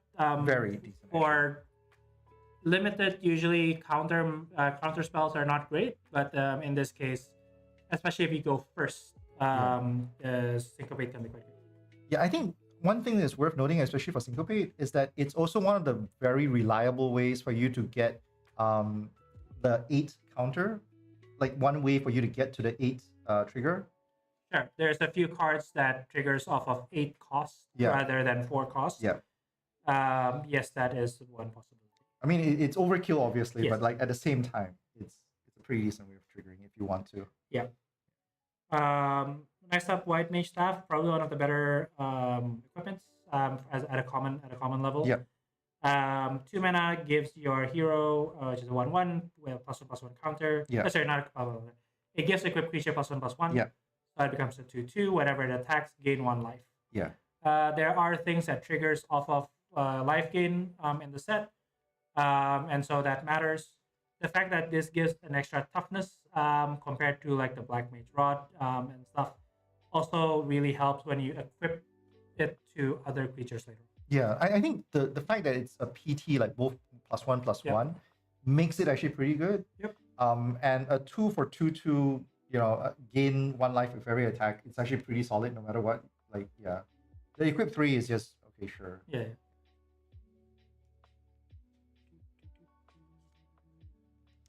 We've spoken. Is this no? It's not the same airship. No, it's 3 mana. Adventurous. Yeah, I forgot what it's called. Okay. 3 mana, 3/2 vehicle. Whenever it attacks, you draw a card and discard a card. And crew 2. It's fine. You usually don't run this unless you really are dying for a flyer. Yeah, nothing much to shout out about, I guess. Yep. Renoa, as mentioned before, a 4/4.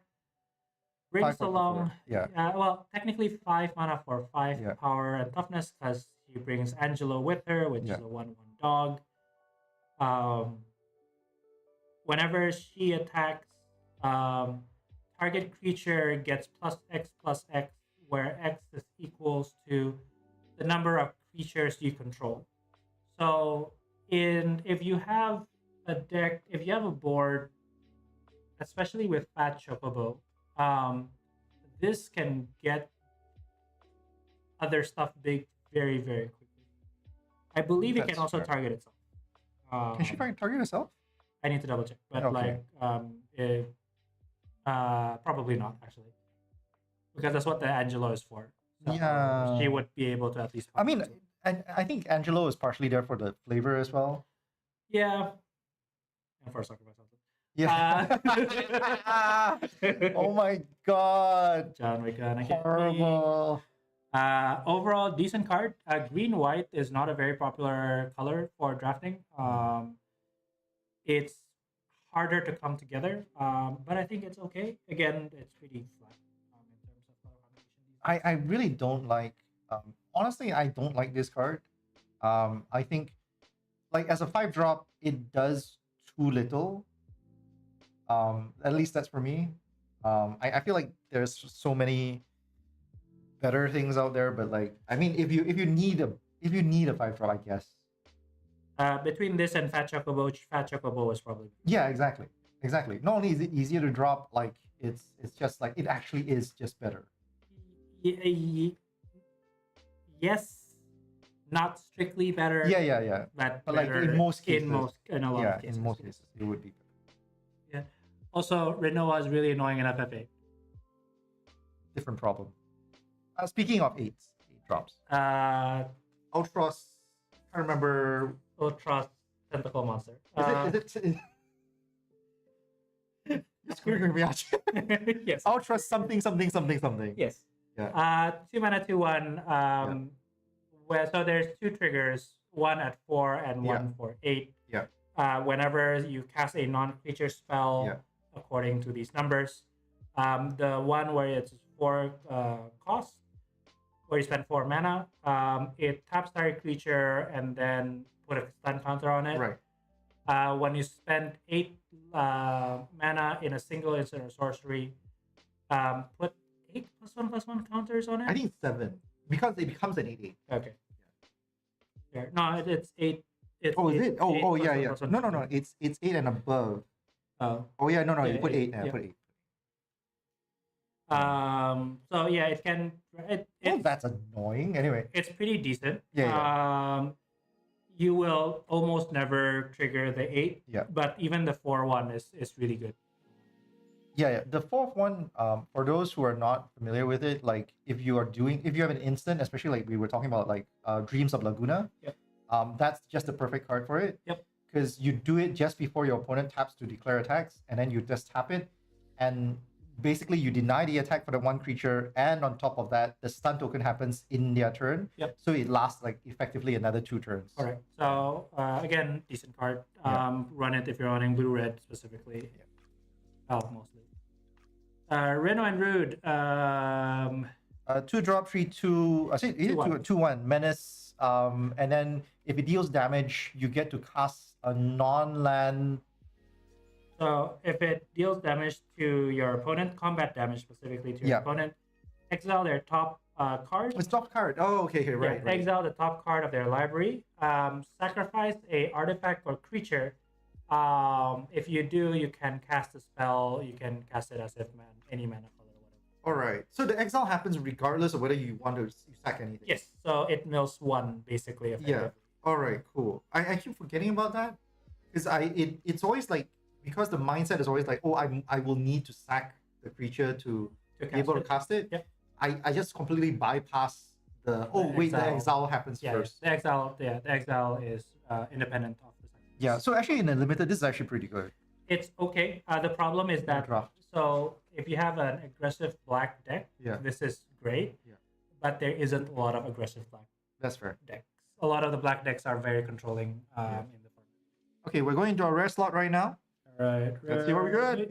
Nope, still uncommon. Oh my god, it's a 4th uncommon again. So Eden, one of the towns. So in limited, having one of this is usually a free roll. It's really good because what it says is tap 5, mill 2.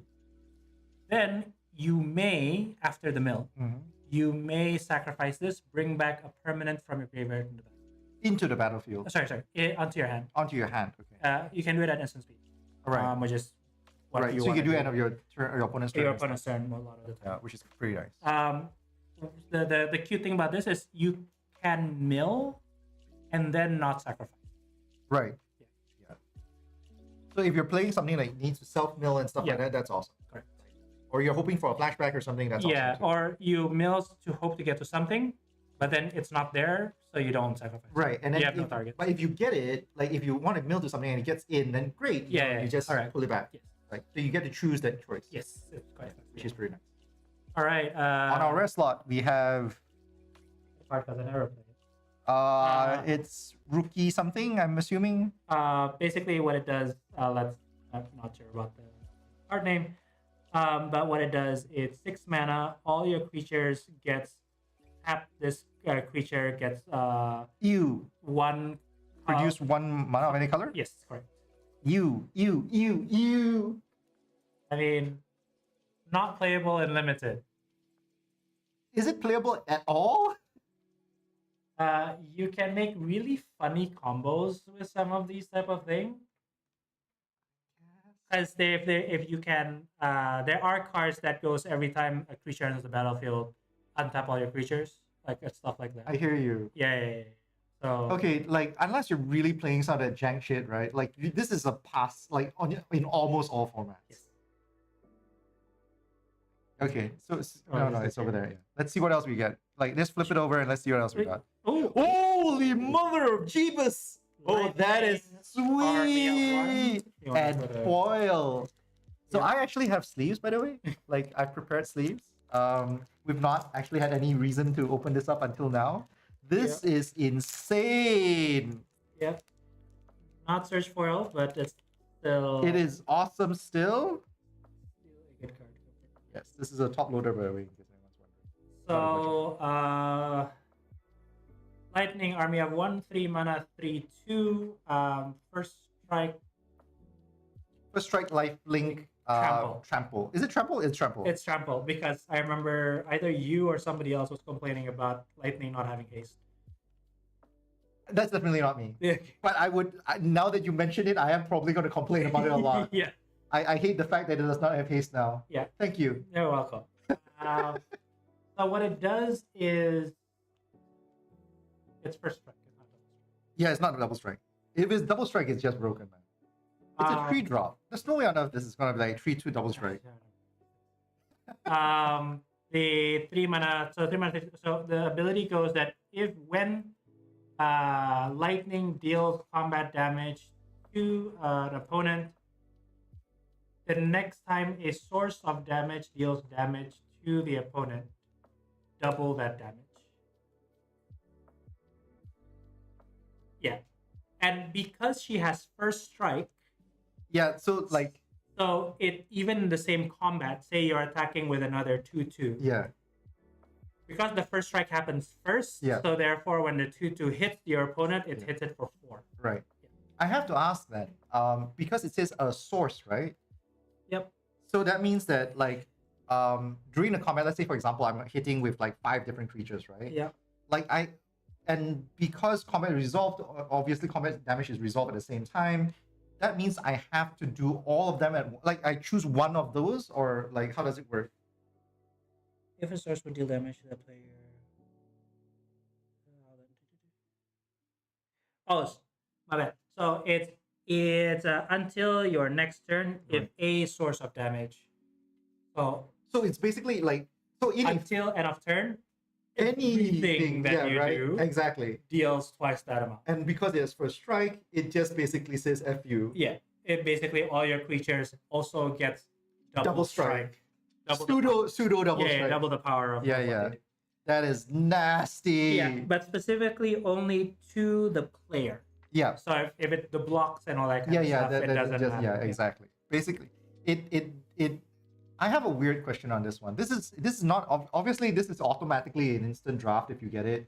But I do have a question like in Commander. Does this double your Commander damage as well? No, because it depends on whether she's your commander or not. Are you talking about in the context that she's a commander or a commander is attacking together with her? Yeah. Like the latter. The latter. Then yes, that would double the commander. Yeah, damage. it would double the commander damage, right? Yeah, cool. This is a great. I'm gonna just put this here because this is just awesome. Yeah, she's gonna be my like. I mean, the art is super nice. Yeah, looks awesome. I'm really happy with this. Like Lightning from a character design perspective, I feel like it's one of like the best. Well, one of the more interesting characters that they've designed. That's fair. I mean, there's a reason why like she's the one who ended up partnering with like Louis Vuitton or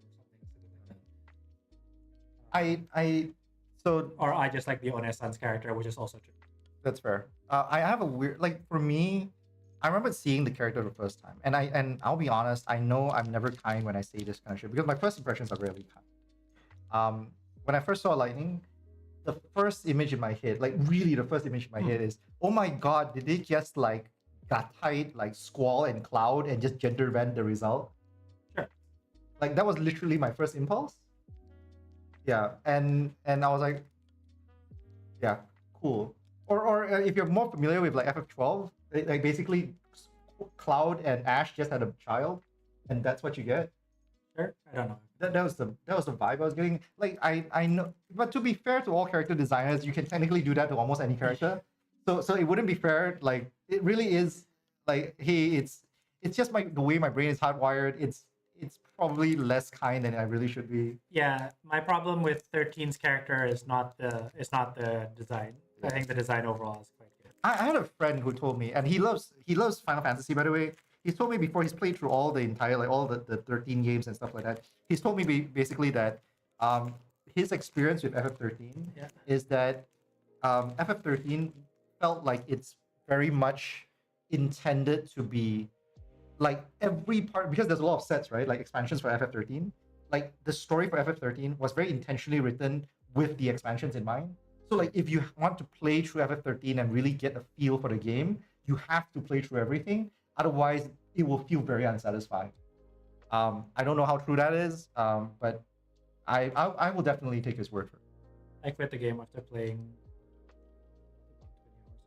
Once again, the Thief version of the hero is also FF14. All right, let's go. My turn. Let's see what's here. Shinra Infantry? I think it's infantry. One of the two. Yeah, enter battlefield, mill 3 cards off the top of your deck, and then gain 3 life. Gain 3 life, exactly. It's in the deck that you want to self mill. This is pretty good because it also stabilizes. 2/3 blocks quite well. Very dependent. Call the mountain chocobo. Call the mountain. Okay, without checking the English card list, right? What is the name of this card? Gubu Garden. It's the closest that I will remember it to. It's a 2-drop 1/3 tap, gain 1 mana, add 1 mana to your mana pool. I do remember it being GOO something. Yeah, it's Gubu or Gububu or Gugubu. One of those. Right, but yeah, very very normal card. Draft. If you're in the Towns deck, you want this card to be able to power up to your 4 as quickly as possible. But overall, yeah, it's okay. Yeah, it's yeah. You're not doing any mistakes with it, but you're not doing yourself any favors. What's this one? Retrieve the Esper. Yes, retrieve the Esper. Oh god, this was such a weird one. Like, okay, so like I know there's probably a lot to do with the fact like this is FF6 and it's probably like that whole like trying to get to the Esper crystals and all that kind of stuff. But like this did not give me that vibe. Like I remembered when I was looking up this card, right? I was like, oh, the vibe just didn't check with me, especially as a blue card. But yeah, 4-drop, put a 3/3 creature token into play. Flashback 6.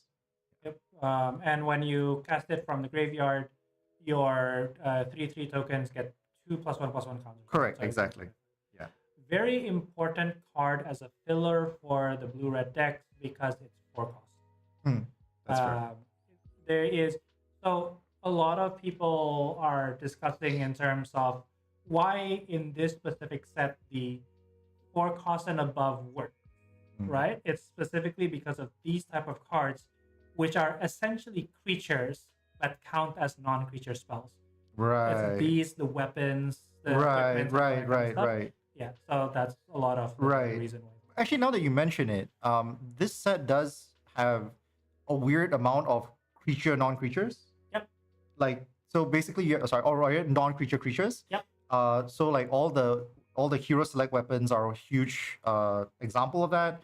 Like, and it feels like it's very intentional because it's meant to work with all the wizards, the black mages, which just combos so well. So it works with that, and then the blue-red card. Correct. So design, like great design. Yeah, really tidy design, right? Yes. What's this one again? Summon Chocomog. Chocobo and Mog? Is it Mog and Yeah, Choco. It says Chocobo and Mog. Yeah, Chocomog. 3 mana, 3/3. Everything is the same, which is all the saga sort of chapters are the same.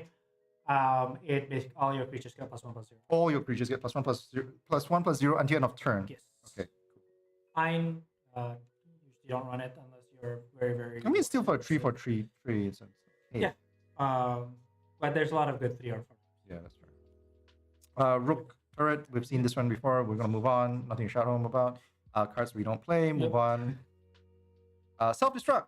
Self-destruct. Which is once again pretty decent, especially if you like we had like Shinra's enforcers just now. It will survive self-destruct, which is kind of funny. Yeah. All right. So we're on the first comment. Second uncommon. This is summon Primal Garuda. Is it Primal Garuda? Okay, cool. Comes into play, deal 4 damage. It's the first one is deal 4 damage to target tapped creature. What's the second and third one? Target creature get +1/+0 and flying. Until end of turn? Okay, and itself has flying. Yes. So it's alright. So 4 drop for 4 damage initially. Pretty good. It's alright. Yeah. Second uncommon slot, Elixir. So for those who are new to the game, Elixir has been a card that existed in Magic for a while.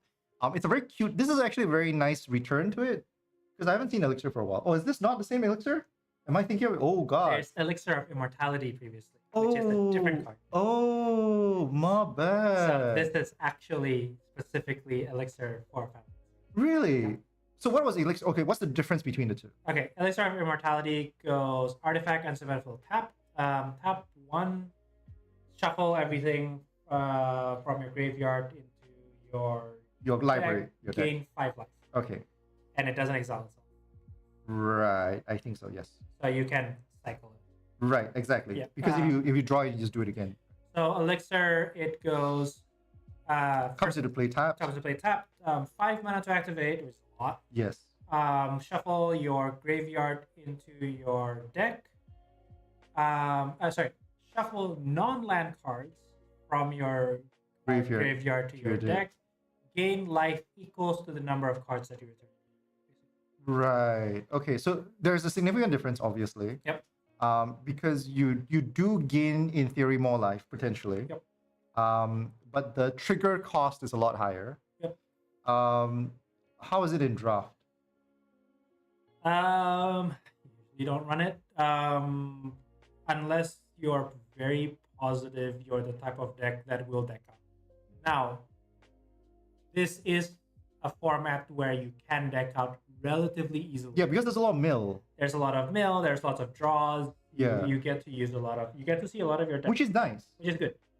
But the 5 cost is just too much.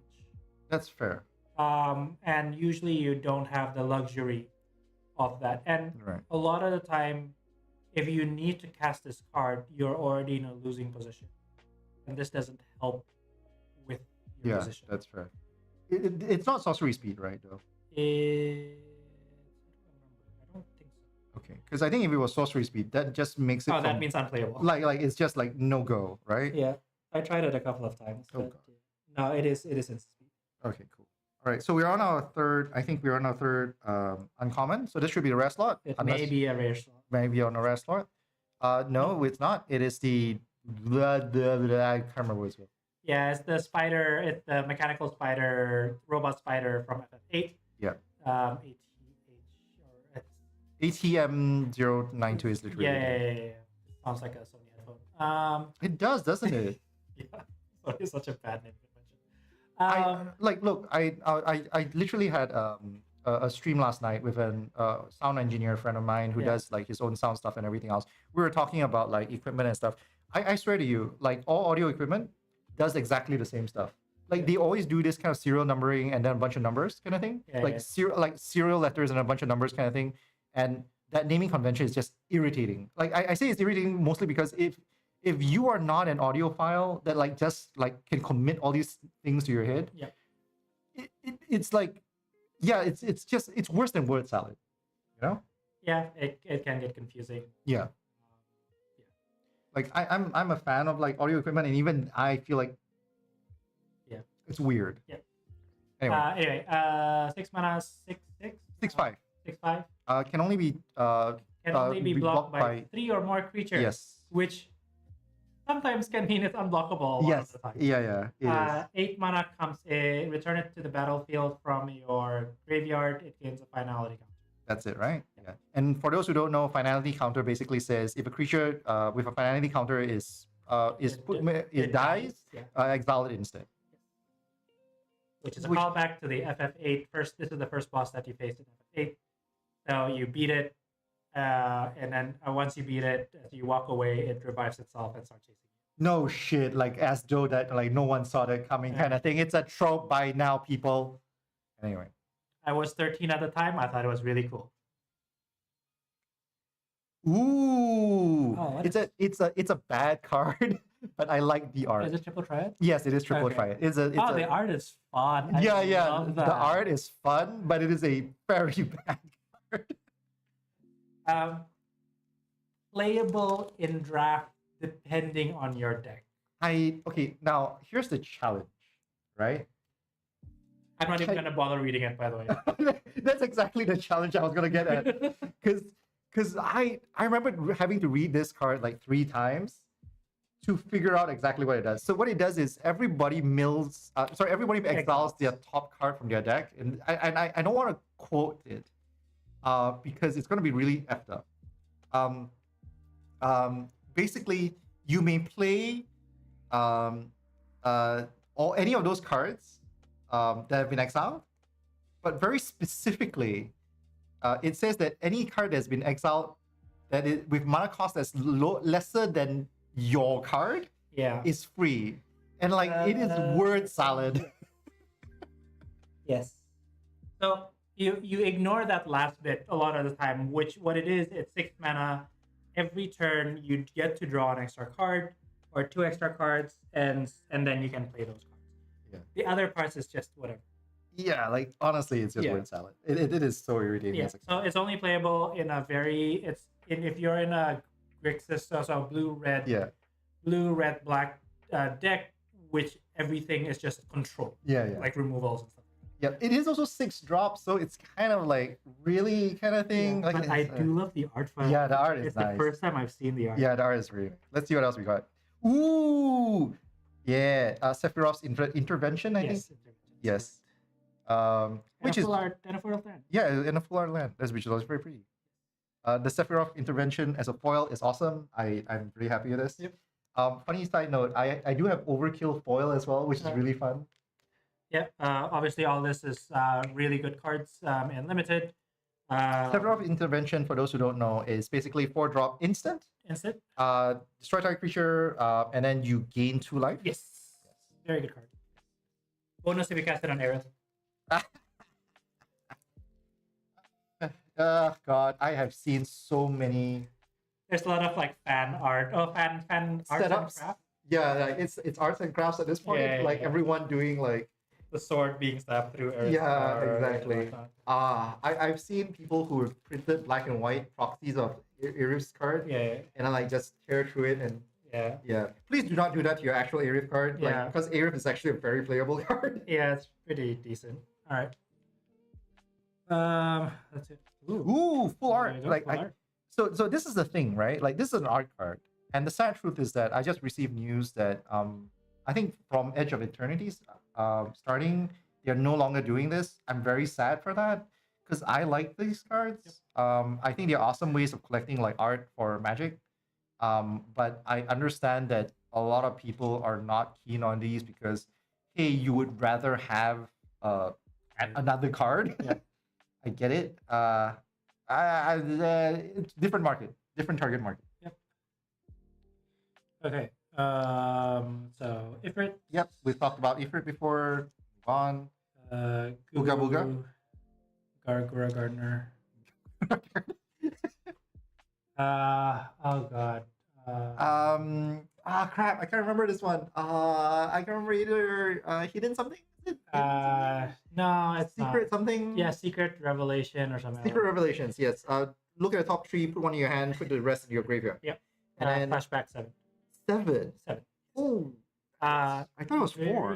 No.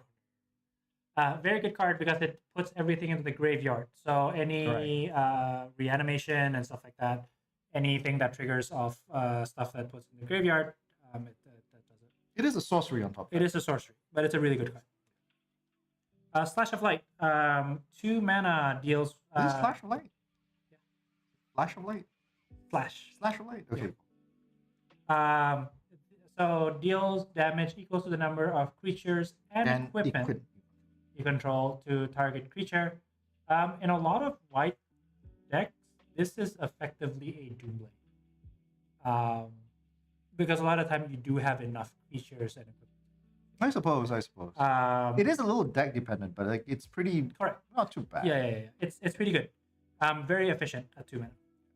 As even if you're able to deal 2 or 3 damage, that's already really good. It is nice that more recent white cards have like ways to deal damage. Yep. But they're very conditional. Yep. Like heavily conditional. Yep. Summoner Sanctum. There's a longer name. There's a earlier name to it, but I just call it Summoner Sanctum. Yeah. Because that's the end part of the name. Yeah. Enchant creature. No, creature. Enchant creature. Tap enchanted creature, I think. Yes, No. tap enchanted creature. It doesn't untap during its. Yeah, it has flash. Yeah, and on top of that, I think it negates the effect as well. Does it No, negate? no. It's just that. Yeah. It's pretty good. Like for a blue lockout. Yeah, it's fine. Sleep Magic is a better card. Yeah, but I think this works in draft as well, right? Yes, like it's a pretty decent pick. It's okay. It's okay. Yeah. Okay, so Wanderings, Priest Wanderings. Yep. Yeah, sure. We talked about that. Phantom Train. Oh God. So 4-drop 4/4 vehicle, which is really weird because for those who don't know what vehicle is, right? Like we've talked about crew earlier. Yeah.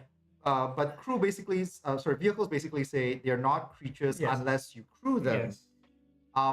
This does not have a crew effect. Yes. There's no crew cost here because the only way you can turn it into a creature is by sacrificing a artifact or a creature to then turn this into a creature. And it's weird because it says specifically, it doesn't even say that it crews. It's very specific that it says that it turns into a creature at the end of turn. Correct. I think for a lot of people who don't know though, like because there are some cards that specifically say, oh, when you crew something, it triggers off that. Correct. This would not trigger it. Yes. Correct. But surprisingly really good cards. Even though that sacrificing a creature or an artifact is a real cost. Yeah.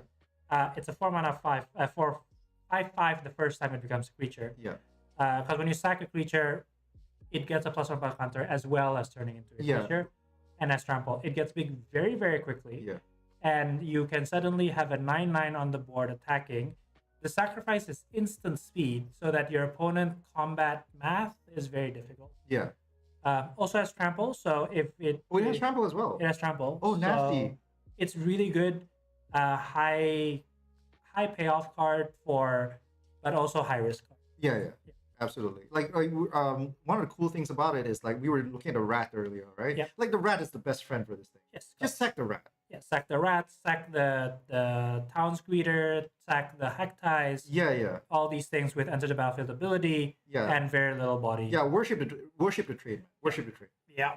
Perfect. And hopefully we get to flex later on. Right, the shoe puff. Okay, so funny thing about this thing, right? I remember when I read this card the first time, I was squinting like crazy because I was like, what? Yeah, so 2-mana enchantment. When landfall, when land enters the battlefield, target you get +1/+1 counter. Yeah. 7 turn this into a 7/7 creature permanently. Yeah, correct. So this swings between really good and not do anything. Yeah. It really depends on whether or not you have creatures on the board early. Yeah. If you do, this can be really, really good. Yeah. But you'd rather have a such chocobo. That's fair. Yeah, that's fair. But that's such chocobo. So like, I do feel like there's a bit of a fight between like getting chocobos and this thing, because like this one, like the chocobos are sort of like has a flatter hill and valley kind of thing. This has a higher hill and valley kind of thing. Like the variance of plays are like a lot higher. Yes, I prefer the chocobos. That's fair. I tend to like to gamble myself a little bit. There's a little bit of a. Oh, that's a bit of a spoiler. I wonder what that can be. It's very obvious. It's very obvious. Okay. I'll do that later. Battle menu, I think. Battle menu. Yeah. I like this card for what it's worth. Yeah, I mean, the design is obviously very cute. Yeah, it's very, very cute. It's choose one. Is it instant? It's instant, it's right? instant. Choose one. Like put a 2/2. Is it? And then what's the others? So you either I'm just reading the things like tatake or like tatakai. Tatakai. Yeah. Put a 2/2 knight token into the battlefield. And then there is one of your creature gets +0/+4 to save them from a combat situation. And then the ones that you usually use it for is destroy target creature with power 4 or above. And then the last one is gain 4. Right. Very good card. Very flexible. You are usually happy to draw into it. Yeah, it's awesome. Like it's still modular, right? Yes. So this card is Vanille. This is what she looks like personality-wise. Outside. Yes. There's the other part of the card. So we'll keep this here. Yeah. So Vanille is very good. It is an Eternal Witness type of card, which is basically 4 mana, 3/2, mill 2, and then return target permanent card from your graveyard to your hand. Very good. There's a lot of stuff that you want to return with Vanille. And she combo. So the second part of that ability is at the beginning of your main phase, or upkeep, probably main phase. Pay 5, and then if you have Fang there as well, you become whatever that reads as. The Saints. It's not a perfect. Oh, it's not. No, because it's. Oh, no. Because we remember this is not a normal Fang. It's not a normal Fang. So the artwork's different too. Cool. Oh, that's kind of cool. Yeah. And also kind of annoying. Yeah. Like, can you imagine playing like this and then like, oh yeah, I can fuse them now. Oh god, this is so annoying. Yes. So 7/6. Trample Vigilance, I believe. When there's a lot of stuff here. Like, so there is Trample Vigilance. I think it's Vigilance. It has Menace. It has Okay, I got it. Vigilance, Menace, Trample, Reach, Haste. Right, exactly. That's the one I read. Reach and Haste. So it's called Ragnarok, Divine Deliverance. That does not reflect in this. I'm just coming on. That's right. When it dies, destroy target permanent and return target non-legendary permanent card from your graveyard to the field. So obviously, if you can do this in turn 5, it's a big thing for your opponent to really worry about. And it's actually not that difficult to flip this. Both cards are uncommon, so it's very much doable for you to do this in the draft. But overall, you want to play Vanille anyway, so you should just pick this relatively high. All right. Ooh, nice. Ifrit. Yeah, nice art Ifrit. GF Ifrit. Yeah. It's supposed to be Guardian Force, but some of my friends call it the girlfriend summons. Yeah, I'm good with the all art first. Okay, so this is going to be a possible rare slot. Let's see what we get. It's not Memories. It is. Oh, it is. Okay, cool. Memories Returning, I think is the English name. So 4 mana sorcery speed. Look at the top 5 cards of your library. You pick one, put it into your hand. Your opponent pick one, put it into the bottom of your library, then you pick one again, and then your opponent pick one, and then you pick the last. You get the last card. So with it's convoluted, it's 4 mana. It also has flashback 7. It'll do the same thing. Excellent card. One of the highest win rate card. So you should pick this pretty quickly if you do see it. Yes. But it is so weirdly convoluted. Yes. Basically, what it basically is, 4 mana. Look at the top 5 cards of your library. Yeah. Draw the best card out of that 5. Right. Draw the 3rd best card out of that pack, unless your opponent is not as skilled as a player. Right. Then you can possibly draw the 2nd best card. I hear you. I hear you. And then you usually get 1 or 2 lands. So, which is totally fine. That's a lot of card It's a lot of cards for 4 mana. Yeah, and then later on, flashback it if you have nothing to do. Then yeah. It's a sorcery? Sorcery. Yeah. Instant would be too much. Yeah, definitely be too much. All right, we have the land and then the revelation. Okay. Do you want to get a drink? You sound like you could do with a drink. Yeah, I'll just pour. All right, go ahead. Help yourself first while I open up the next pack. Yep. All right. Oh, God. Hey, Damien, just joined in chat. Got anything nice? Yes, I did. Check this out. Look at this gorgeous lightning. Look at the lighting on my lightning. She is gorgeous. I am very happy with that.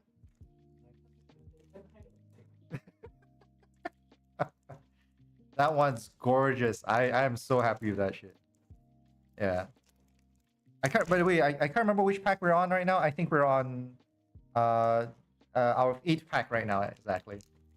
Very shiny and nice. Very shiny and chrome. I'm locking my shiny and chrome. All right. So we're on our 8th pack right now. Nice tokens. Nothing too much to shout home about. We've gone through a lot of cards, by the way. So if there's anything new, we'll talk about it. But like, if we don't, like, we'll just speed past it. We've got a lot of cards out already, so this is going to start getting a lot faster. The cracking is going to start going a lot faster now. Yep, we've seen this again. I can't remember the English name. I'm horrible. It's just going to be a thing. I'm sorry. Ifrit, we've seen before. Going to move on. Gigantode. Gigantode's nice. I don't know what Mr. Tanuki's opinion of it is, but it's a 4-drop 4/4. If you have 7 lands, it gains +2/+2. It's a cute, nice sort of like early drop for just a little bit of extra size. But yeah, it's like whatever. It's not a first pick, but you know, it's a decent late pick kind of thing. Yep, very happy with this booster box already. Next one, Syncopate. Syncopate we've talked about earlier already, so gonna move on. What is this? Something curl? I can't remember the full. Coral. I remember reading it being like my tongue just just swallowing itself when I was reading like this card. It's a 2-drop 2/2, pay to tap. What is it again? Tap target creature. Tap target creature, which is not bad. It's not. It's a pretty good lock. How would you pick it? Would you pick it? Quite low on the pick list. Yeah, but it's decent. It's decent. If you need a filler, it's fine. Yeah. Oh god, I can't remember his name. 1-drop, pay to, I think, scry 1. Surveil 1. Sorry, Surveil 1. Then pay 6 is destroy target non-land permanent, which is pretty nice. It's a colorless, so you can, like, if you need solutions, it's always a nice, safe one to take. Always good to have a backup. Fight on! Yep. What is this one? Coral Sword. Is it Coral Sword? Yeah, Coral Sword. Or Coral Sango. Yeah, Coral Sword. Sango is coral. Yeah. When it enters the battlefield, so it has flash.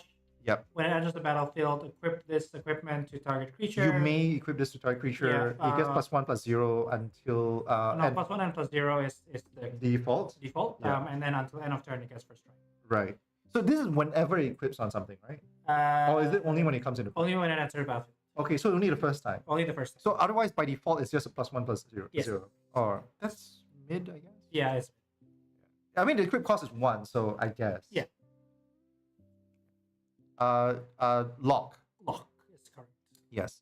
3 drop, 2/3. Death touch. Lifelink. Right. Then when lock deals combat damage to a player, you may draw 1, discard 1. Yes. Yeah. That's actually pretty good, actually. Like, I kind of like this card. I feel like it's pretty good for. Yeah. No. It's a really good card, especially in the blue-black deck. Yeah. Very, very good. Oh, we're on 1, 2, second uncommon, third uncommon. Dragoon's Lance. Oh, Dragoon's Lance is awesome. Awesome card. Yeah, this is like hands down first pick, man. Like almost first pick. Yeah, it's an uncommon that you wouldn't hate first pick. Yeah, like you wouldn't hate first pick. Yeah, exactly. It's better than some rares and. Yeah, it's a 2 drop. Drop select, so you get automatically a creature in play.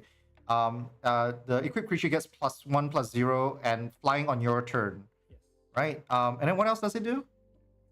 That's it. Yeah. All right. Cool. And that's enough. That's enough. It's equipped 4, but with weapon vendor that becomes a lot cheaper. Correct. And that's pretty awesome. It's on the same color already. I wonder what this is. Mr. Gaius. Gaul? I can't remember. Black red 3/2. When you cast a non-creature spell, scry 1. Mm-hmm. If it's in the graveyard, you can pay that cost down there. Yeah. And then enters the battlefield in the flip side. So it has to enter the grave first. Yes. Right. And becomes a 5/5 flying. Yeah. And then when it dies, you shuffle it back into your deck. Oh, that's pretty nice. It's not bad. Oh, but only at that side. Yeah, right. Of course. But like, so basically, the whole point is that if it dies on this side here, you go there. Yeah. Then and you you can use it. like later then you on. use the ability, and then like then if it goes back in your grave, so basically it just never gets. It's really hard to get rid of. Yes. That's pretty nice. Okay, so yeah, hey, let's look at what our rare slot is. Jing. Midgard. Of course. Yeah, I know, but I'm a little disappointed with it. It feels okay. What's the adventure ability? Is it still called adventure? It's not called adventure. Yeah, it's called adventure. All right. Sacrifice a artifact or creature, draw 2. So it's pay 3, sacrifice artifact creature, draw 2. Yeah. Pretty good. That's it. Yeah. Okay. The fact that it's stapled onto a land is really, really good. Because that's an extra slot in your deck that is basically free. That's fair. Yeah. So that's how you see a lot. Right, that's fair. It's basically saying like if you want to use it as a spell, you can. But most of the time it's a land. Yeah, most of the time it's a land. Yeah, then basically in the late game stage, if you draw it, then you can just use it for that side of things, which is, I guess, where I kind of suck at. It helps when you're being flooding. Yeah, exactly. Yeah. All right, let's see what I. Woo hee! Oh, floor land. Always nice. I like the land series. So yeah. So what's this one called again? Like math or something. Yeah, it's a 3 drop instant. As part of its casting costs, discard a card from your hand, then draw 2 cards. Yes. Basically, it's a card cycler. What's cool about it is this flat rate is 4, which once again we were talking about a bunch of like how you can trigger off a bunch of those like cast 4 mana value stuff, which is quite nice. Yeah, laughing mad as Damien says. Thank you, Damien. And Garland, yes. Yeah. So I swear, Damien and I, we go back way back when we're back in our previous project and stuff, right? And I swear, Damien has corrected me on so much of my like Final Fantasy lore that like I am just still infinitely always embarrassed about how little I know. Yeah, it is what it is, right? I only know FF7, 8, 9, and 10. I've tried playing FF14, but MMOs just doesn't gel with me. I don't think it's just MMOs. I think it's very specifically 14. No, but I've tried other MMOs. Okay. Just in general, MMOs doesn't fit with me. I've tried I've tried 14 myself. Yeah. And one of the things that I've had people tell me about, and I think to be fair to a lot of people, I'm kind of spoiled for games. So what happens is I've told a number of people before I had this problem where Oh, that's nice. Oh, this is nice. I'm happy with this too. So yeah, so I've told a number of people before that I'm not like, I feel the game feels very slow and clunky and all that kind of stuff. And people have told me before, like, oh yeah, the game gets really nice when he hits like level 60. Yeah. And I'm like, I want it to be nice now. Yeah. I'm not. Yes, you can pay money to skip stuff, but anyway. Yeah. All right. This pack will start again. We've talked about Revelation. Revelations. Is it Revelations? Yeah. Yes. Revelations. Saboteur. Sabo something. Sabo something. Sabotender. Sabo. I mean, so Cactuar in the Japanese is called Saboten. Oh, okay. Which also means like somebody who's lazy. Right. But okay, so here's the crazy part, right? Yeah. Like if you can read the thing, right? Yeah. What it actually says is like it's eastern area. I think eastern Aruteba. So it's like eastern area, like desert, Sabot. Yeah. Like so it's a lot longer. If you see the English name, it's like just one word. It's just Sabotender. Yeah, exactly. And it's so much shorter. I've always felt very mixed about like this kind of like localizing liberties that people take, but at the same time I kind of understand it and I kind of respect it at the same time. I have very mixed feelings about it. Yeah. All right, the card 2 mana 2/1 reach landfall when no land enters the battlefield, deals 1 damage to opponents. Yeah. Drafting value? Low but fine. Really? I always thought it was pretty good. I'm not the expert, but there are a lot better 2-drops, but the reach helps. Yeah. The main issue with this is that it's the 1 toughness. That's it's fair. not a very good sort of like attacker. Yeah, that's fair. Yeah. You want it like it's a blocker, like it's a reach blocker, and it's just there to ping. Yes, it's there for the needles. It's there for the needles, but yeah, it's not super high ping. Right. You will wield this a lot. Yes, it's all right. It's a good definition of it. Definition. Chocobo kick. This one you should take early. Basically, deals. The effect is choose a target creature that you control. It deals damage equal to its power to another creature. Right. That your opponent controls. Yeah. But you can also choose to bring back a land into your hand. And double that amount instead. Yeah, and I'm very amused at the fact that they didn't give a special name to this. They literally just call it kicker. Yeah. Oh, okay. Oh, kicker like bring. Yeah, okay. Exactly. Yeah. I don't remember the full. I thought it would be really funny if they actually just call it like Chocobo Kick as well, like or like Chocobo Kicker or something. Yeah. Like they didn't rename it; it's just a kicker. Yeah, fair enough. Really good card. It kills so many things. Yeah, because it doubles, right? So many things. Yes. Really. It's great. It's great. White R side. We've talked about this. Good card. Guardian Scorpion. Yes, Guardian Scorpion. I think. 2 mana 1/4. When you have 7 or more lands, you get +3/+0, so it becomes a 4/4. It's fine. Good defender. 2 mana 4/4 at the late game. It's pretty okay. It's the same leg as the Gigantode kind of thing. Yeah, it's better than Gigantode. That's fair. It's 2 mana. Yeah. Also artifact creature, so there's some synergies there's a lot around that as well. Yeah. And a 1/4 is a good blocker early on. Yeah. So it's not horrible. Yeah. It's definitely better than Gigantode.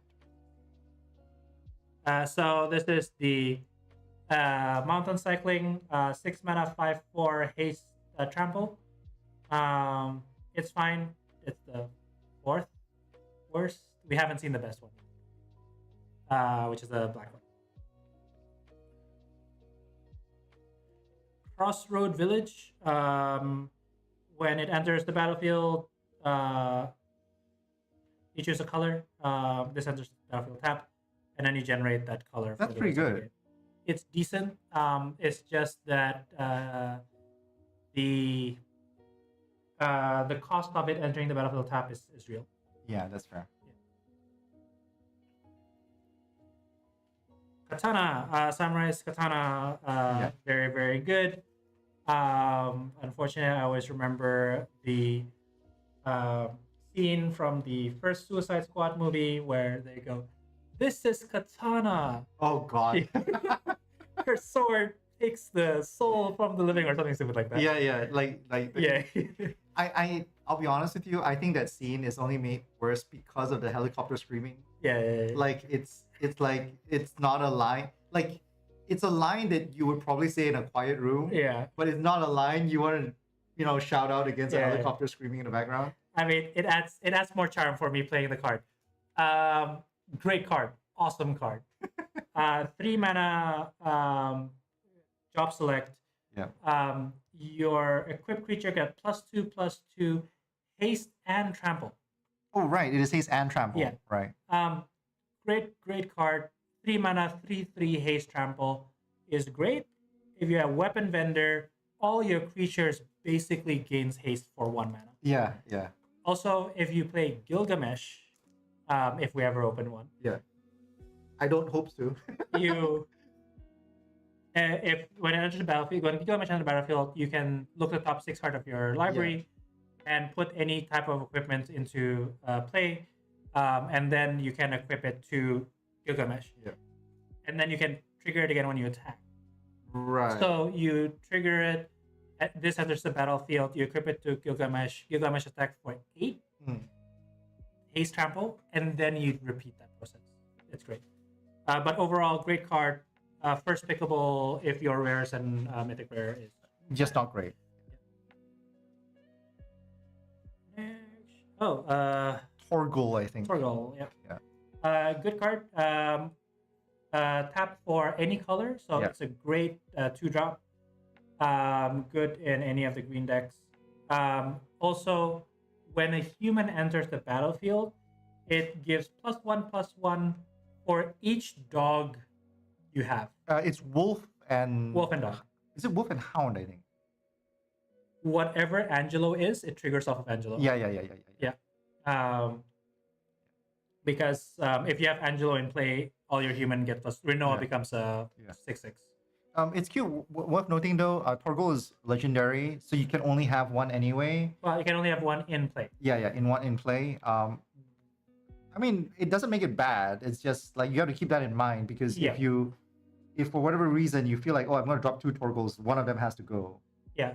Draft 2 of them. 3 is a bit like 3 is you're already starting to sometimes overcommit. On them. But it's a good card. Titus we've talked about. The first card we've talked about actually. So and Sid. I forgot that Sid is Sid has different art. Yeah, it's cool actually, honestly, because so there's 15 versions of Sid. I don't know if it's 15 because I'm pretty sure I don't know if one has. I think they do. I'll see. So this one is the FF3. Yeah, this is FF3 Sid version of Sid. Yeah, so this set has this one, like the overcommitting to the set is a crazy thing for like the FF set, which makes it really interesting. Because the fact that they did like, oh, I'm gonna feature every version of Sid in this game, like in this set, is really crazy. Again, I'm not sure if all the Sids are there. Yeah. It's a 4-drop for I can't remember what exactly it is. I remember like your creatures gain +1/+1 for every. So your heroes and your artifact creatures get +1/+1. And artifact creatures. Yeah. And gain +1/+1 for each artificer you have in your grave, I believe. That's it. I remember it's like it's in play and in your graveyard. Yeah, it could be in play and in your grave because I remember it really scales. Yeah. And it really scales to the fact that you can have multiple Sids in your deck.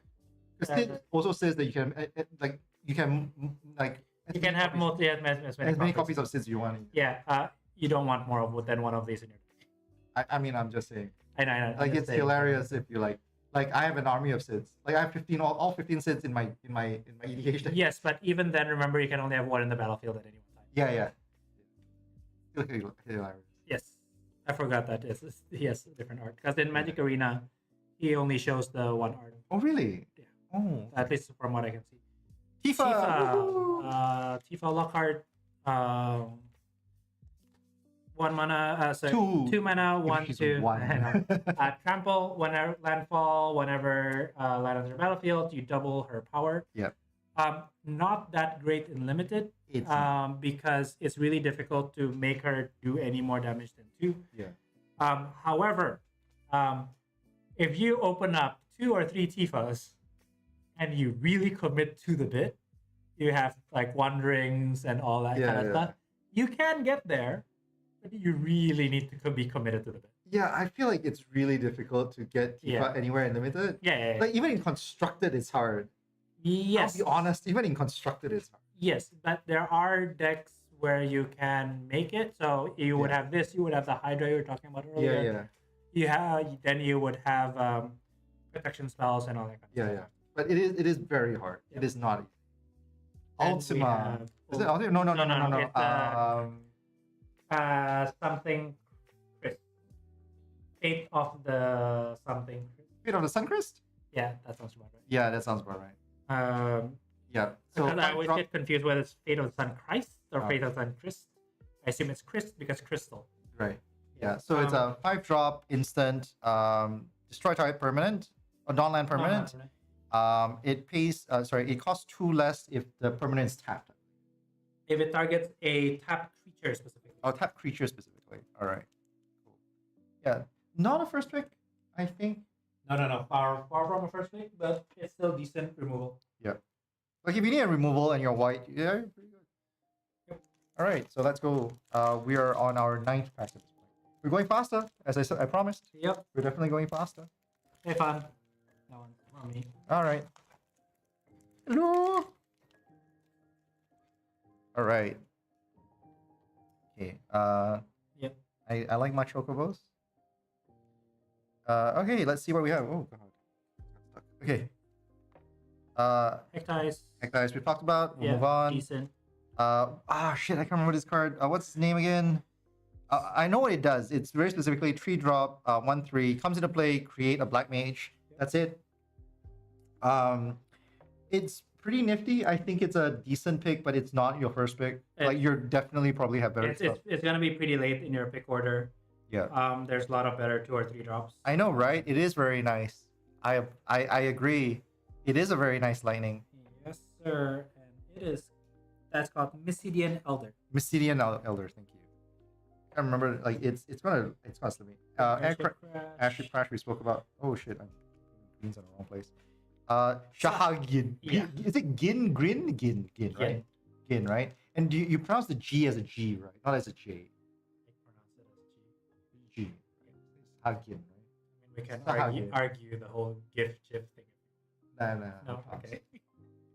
I literally had this thing with my friend in on the stream yesterday about how Singaporeans pronounce Genting as Genting, and it still bothers me. That's fine. Yeah.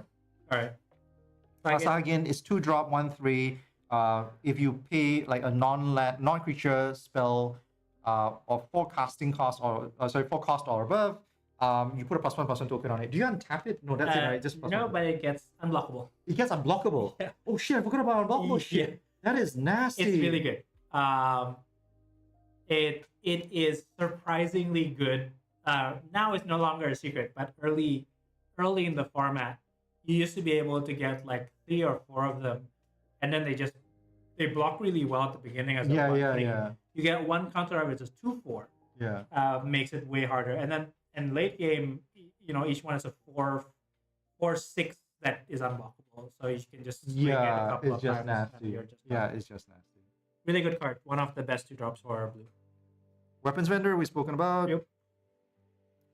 Heal Giant. Heal Gigas. Thank you. We'll move on.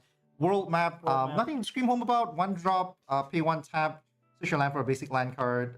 What's the 3 one? You can search for a land. You search for any land, and you usually use that to search for a town. Yeah, right. Good in the towns deck. And anytime you need an artifact count. Yeah.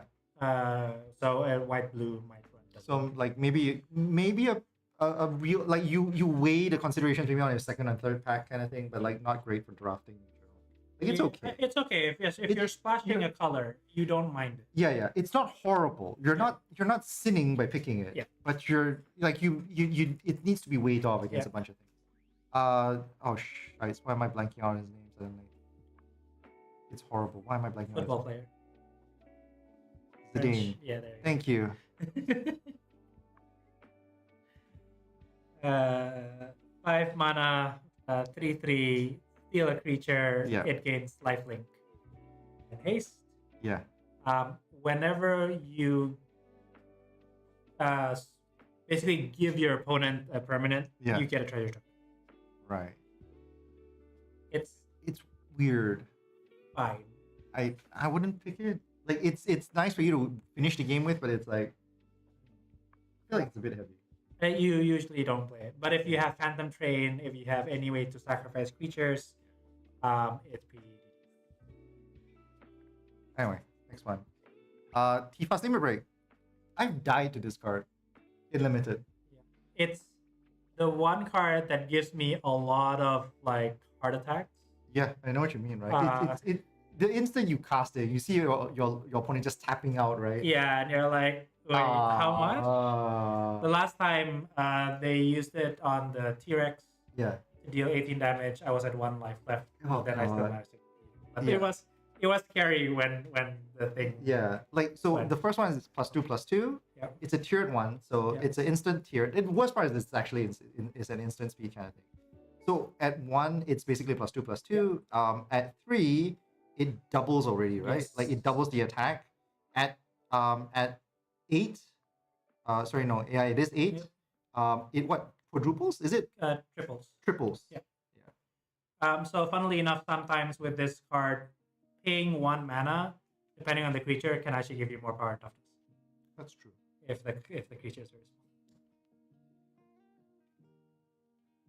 All right, let's move on. Oh, I wonder what I'm gonna get after this. Yeah. What a dead giveaway.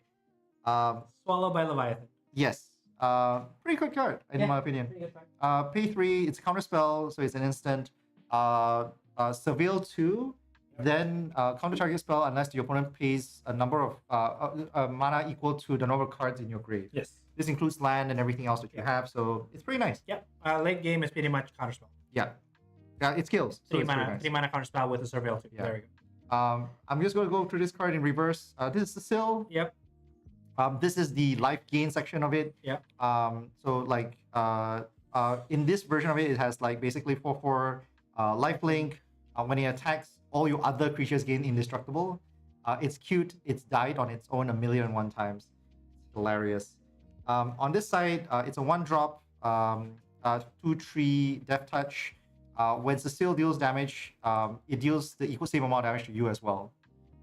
It's very interesting, partially because like I've played this in Alchemy, very specifically with Nibelheim. Yep. It's a lot of fun because what happens is in a lot of like in a big group of creatures, if you Nibelheim with this, you basically cut your life by half and transform it, and then immediately you get into your lifelink. Yeah, which is kind of cute. Yeah, from a limited perspective, great, pretty good card. 1 mana, 2/3 Death Touch is good. Yeah. Even if it deals a little bit of damage to you, I think that it's always worth running. Yeah, it's almost like you have to ask yourself, why would you not pick this? Right. So let's see what's the last few that we have. I'm just gonna flip. Oh, we have 3. Yeah, so this is definitely a rare, right? It should be. Likely, yes. Yeah. Let's see what we have. Ooh. No. Oh, It's uncommon. Yeah. Finn. Is it Finn? That might be the original card. Oh, I never. It's not. But perhaps the chat can provide some help. yeah. But Finn basically does. It's a 1/3 Death Touch. Whenever your Death Touch creature hits an opponent, put 2 poison counters in that. Ooh, that's not too bad. It's not too bad. Yeah, that's not too bad. It can randomly give quite a lot of pressure. That's kind of cute. It's an uncommon. All right, so let's see what's the last two then. Then it's Flip. Okay. Oh, Keep up in mind. yeah, that's it. Nani shuffle. All right, your turn. Best card so far, still Lightning. Yep. Uncontested. Though for my personal one, it's It's still the art for This is unexpectedly nice. the art for the triple triad, the alternate art for triple triad. Yeah, it's Vayne. Thank you. Yes. Yeah, It's I forgot about quite Vayne. great. Yeah, it's pretty good.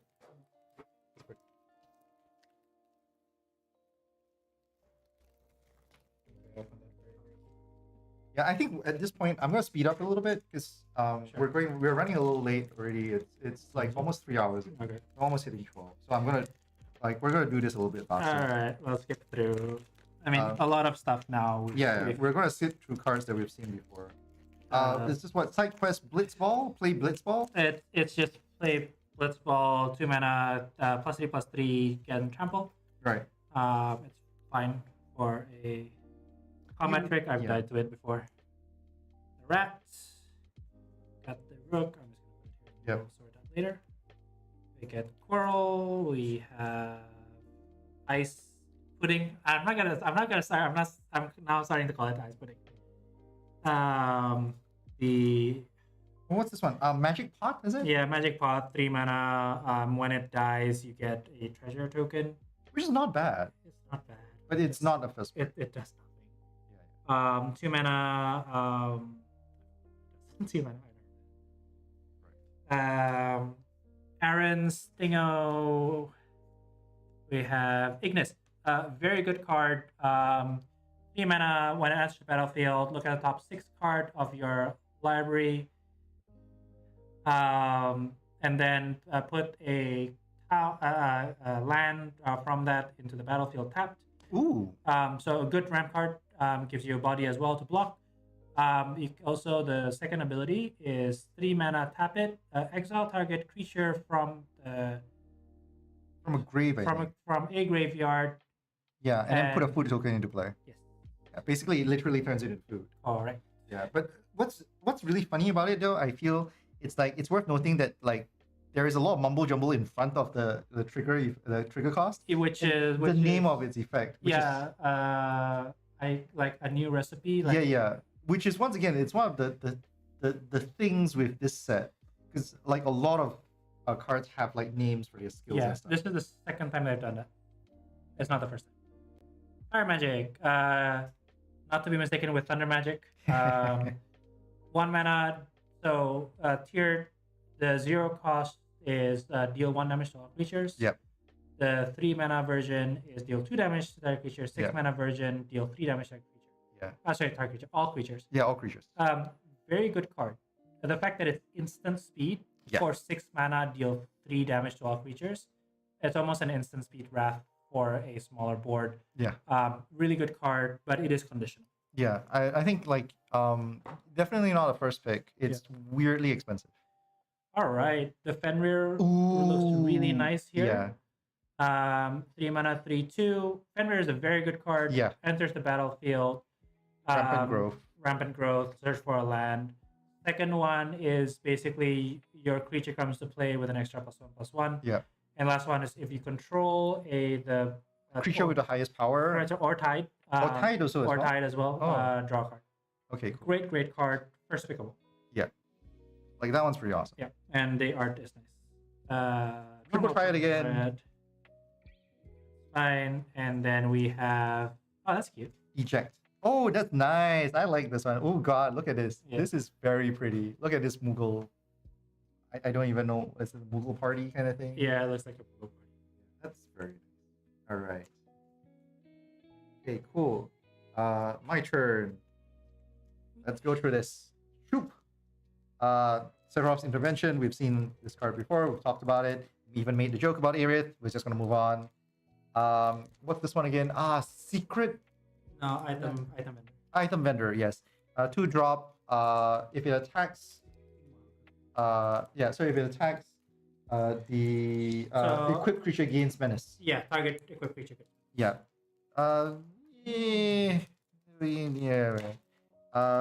Gershal Greens, I believe. Yes. Geisel Green. Geisel Greens, right? So it's flip them the bird, summon a chocobo, and then flashback, which is it's okay. It's not horrible. Fate of the Suncrest. This is Ice Magic. Ice Magic is 2-drop instant. Basic is returned back to hand. Yes. Then the 4 casting cost for it is is put on top of library. But opponent chooses whether it It is goes to the top top or bottom. Yeah. Yes. And then the 8 drop for it is shuffled into the deck. What's cool about this is really that it works like it's the 4 and 8 thing. Yep. So it just fits that whole we call it the Ultros thing. It just works well with it. We've talked about this one. I really can't remember the name of it. I'm sorry. That's fine. It's Okay. Ariman. Is it Ariman? Okay, cool. Ariman is 3 drop 2/2 flying death touch. Pay 3, sack another creature, draw a card. Yes. We were talking earlier about how you can gain control of stuff and then sack it. This is exactly the one of the sack mediums for it. It's great in its own way. Yep. Works with a lot of stuff. Is it artifact and creature or is it only creatures? Artifact and creatures. Right. So you can sacrifice like equipment and stuff that's sitting there. Yeah, correct. Just cycle through. Right.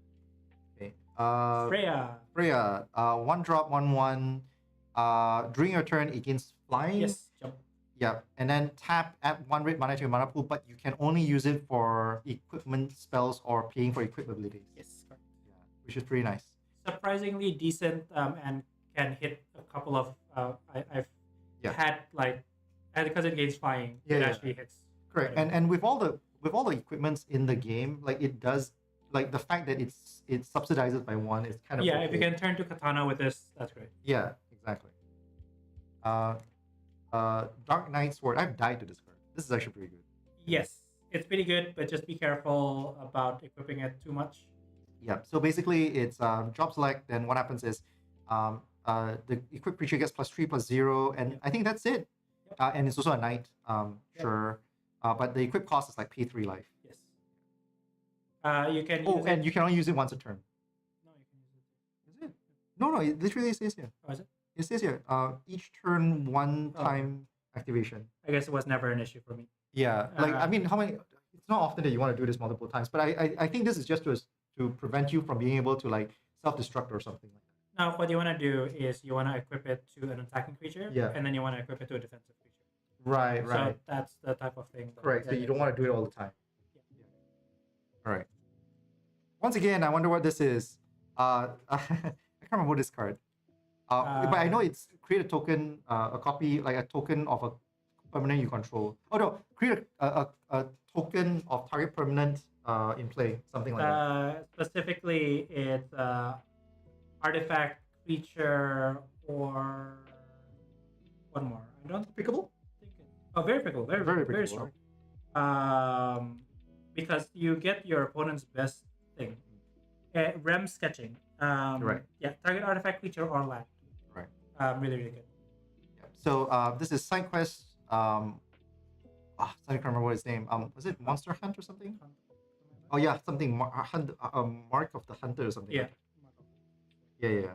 So target player sacrifices. No. Nope. Is it destroy target creature target player controls?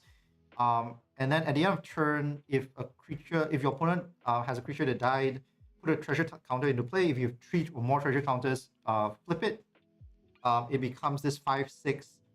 Pay 2. I can't remember the rest of it. I've never flipped it, by the way. Pay to sacrifice a artifact or creature. It gains indestructible and really good. Yeah, it's nasty. Hunt the mark itself is very playable. Quite high pick in the. Are we good with uncommons? I think we're good with uncommons. So let's see what we're gonna get. Xenarchon. This is the Hunt the Market Strike. Xenarchon is the one we were talking about earlier with Quina. 6 mana. Create a 1/1 hero token. Put a +1/+1 counter on it, equal to the number of land you control, which usually means that you're putting it becomes a 7/7. Pretty good. So what's the last 2? We've got a syncopate foil and a nice polar. We're just powering through this now. Call the Mountain Chocobo. Yep. We got Beaver. We got Shinra's Enforcers. Combat Tutorial. Weapon Vendor. Monk's Fist. Ariman. Oh, this is cute. I can't remember what's the name of it, but like I do like Magic Tech armor. Armor, yeah, sounds about right. Yeah. Like okay, so it comes into play. Create a 1/1 hero token, and then it has a crew 1. Yeah. So it's a 4-drop 4/4, more or less that guarantees itself crew. Yes, great card. Really good. You should always pick it very highly if you're playing with. Okay, forgot the name of this, but 7 mana, 5/4. It has affinity for artifacts, so which means that for each artifact in play, it gets cheaper by 1. Yeah. It has Surveil 2 when it enters the battlefield, and flying. It's really good. If you are in blue white. Yeah. Otherwise, likely you won't play it. Katana. We've talked about that. Oh yeah. Summon Primal Odin. One of the best summons I would say in the set. 6 mana, 5/3. When it enters the battlefield, destroy target creature. Yeah. Then the next turn, when this deals damage to your opponent, the opponent loses the game. Yeah. And then the last one is sacrifice this creature. Well, it gets sacrificed. Each opponent lose 2 life, and you draw 2 cards. So it's funny because I think the second one is basically saying if you don't like the third one basically says if you don't attack with me, fine, sure, whatever. Here's draw 2 cards. Yes, kind of thing. correct. Great card. If you can bounce it, or if you can buy back it with Fight On or Vanille and all that kind of stuff. Like we were talking about Yushtola earlier, and Yeah. it's just awesome. That Yeah. yeah, Yushtola is just like Yeah, but Yushtola is also Yushtola is also a mythic rare. So we can light up the stage for your bonus card. Yep. And like then a foil. Ooh, circle. nice. Black magic, is it? Yes, and Also. then an island. Yeah, From that's cool. F10. We can just put it. All right, so my turn. Let's do this. I can't remember this card. It's 3 for 2/3. When it comes into play, choose one. Destroy target creature that has received damage this turn. Yep. I can't remember the other one. Is it like Exile exile 2 cards from- from the graveyard. Yeah, and nothing to shout home about. Yep. Really, you can pass it most of the time. Yep. Suplex. Hey, Yeah. really two, good card. 2-drop. Sorcery though. Sorcery. Pay 3. Sorry, deal 3 damage to target creature. If it dies, exile it. Yep. Otherwise, exile target artifact, Yes. which is nice. Very, very good. Works very well with the trade. Yeah. On the train. Yeah. On the train. I can't Ochu. I just call it Ochu. Yeah, it's the Ochu. It's really cute because it's 1-drop, 1/1 death touch. Pay 8. Put. Is it no? It's until end of turn, right? Yeah, no, nothing. End of turn, it gets +1. Like, was it? It gets +1/+1 for each creature or permanent. I forgot which. In your right. graveyard. Yeah, which is pretty decent. Good card. Like like you can't go wrong with picking. Yes. Dwarf something, Sentinel, Sentry. Yeah, Dwarf Sentry. Yeah. Pay 2/2/1 dies. You get a 1/1. Hero. Sure. Works in the black-white deck, which requires a lot of sacrifice effects. Combat training once again, pretty good card. Something airship. Yep. With Rydia is pretty nice. Yep. 2-drop 1/2 landfall. I can't remember whether it's draw a card first or is it discard a card Discard first. Yeah, discard a card. You may discard a card. If you choose to discard a card, then you draw a card. Yep. And then the other one is pay X, tap, search your grave for a saga. Yeah, is it enchantment? return a saga from your graveyard onto the battlefield in its finality. Yeah, and it's specifically a saga only. So you can't do just any enchantment. It's not Yuna. It's not easy. I could be wrong. But people will We talked about Magic Tech Armor. We're going to move on from here. Whites. Thieves Knife, I think. Yep. 3-drop, Hero Select. I can't remember what else it does. +1/+1 to the creature, and if it connects with the player, draw a card. Oh, okay. Pretty decent at an empty board, but otherwise, Yeah. Well, you get a 2/2. Yeah. 3/2/2, and then like if you deal. yeah, but 3 mana to these Okay. days. It's Golden Golden Saucer. Yes, golden saucer. Tap, add 1 colors to your mana pool. Pay 2. Tap. Flip a coin. If you win, you get a treasure token. Right. And then 3 mana, sacrifice 2 artifacts, drop. Which is kind of cute. It's kind of cute. It does what it's supposed to do, I guess. You usually don't have time to do it, but it's kind of cute. Yeah. All right. So this should be. We'll see. Excalibur 2. Yeah. Like for those who need to know, like this is interesting. I remember the history behind this. Okay, the history behind this, just very quickly, is that Excalibur 2 is Steiner's best weapon, super powerful weapon, and has a 9. The way to get it is you need to speed run the game. Basically, you need to reach the end dungeon in like X minutes. Right. So yeah, you have to basically speed run the game. What else do we have? These foils are very nice. I like these foils. Double foils. And Golbez. Yes. Very good card in limited, 5 mana, 5/4. Where every time a creature enters the graveyard anywhere, deals 1 damage to opponent, and then mill tap 2 mana.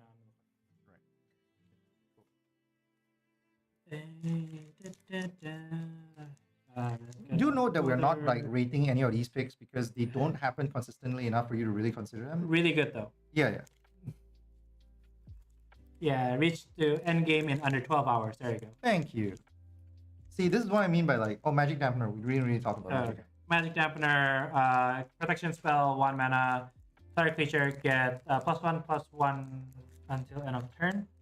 And hexproof and untap it. The untap can matter a lot. Yeah. It's pretty good. It's fine. Dwarf Dude, Crossroad Village, Blitzball. 3 mana, tap for any color. Goal. Well, Goal. Yeah, it's goal.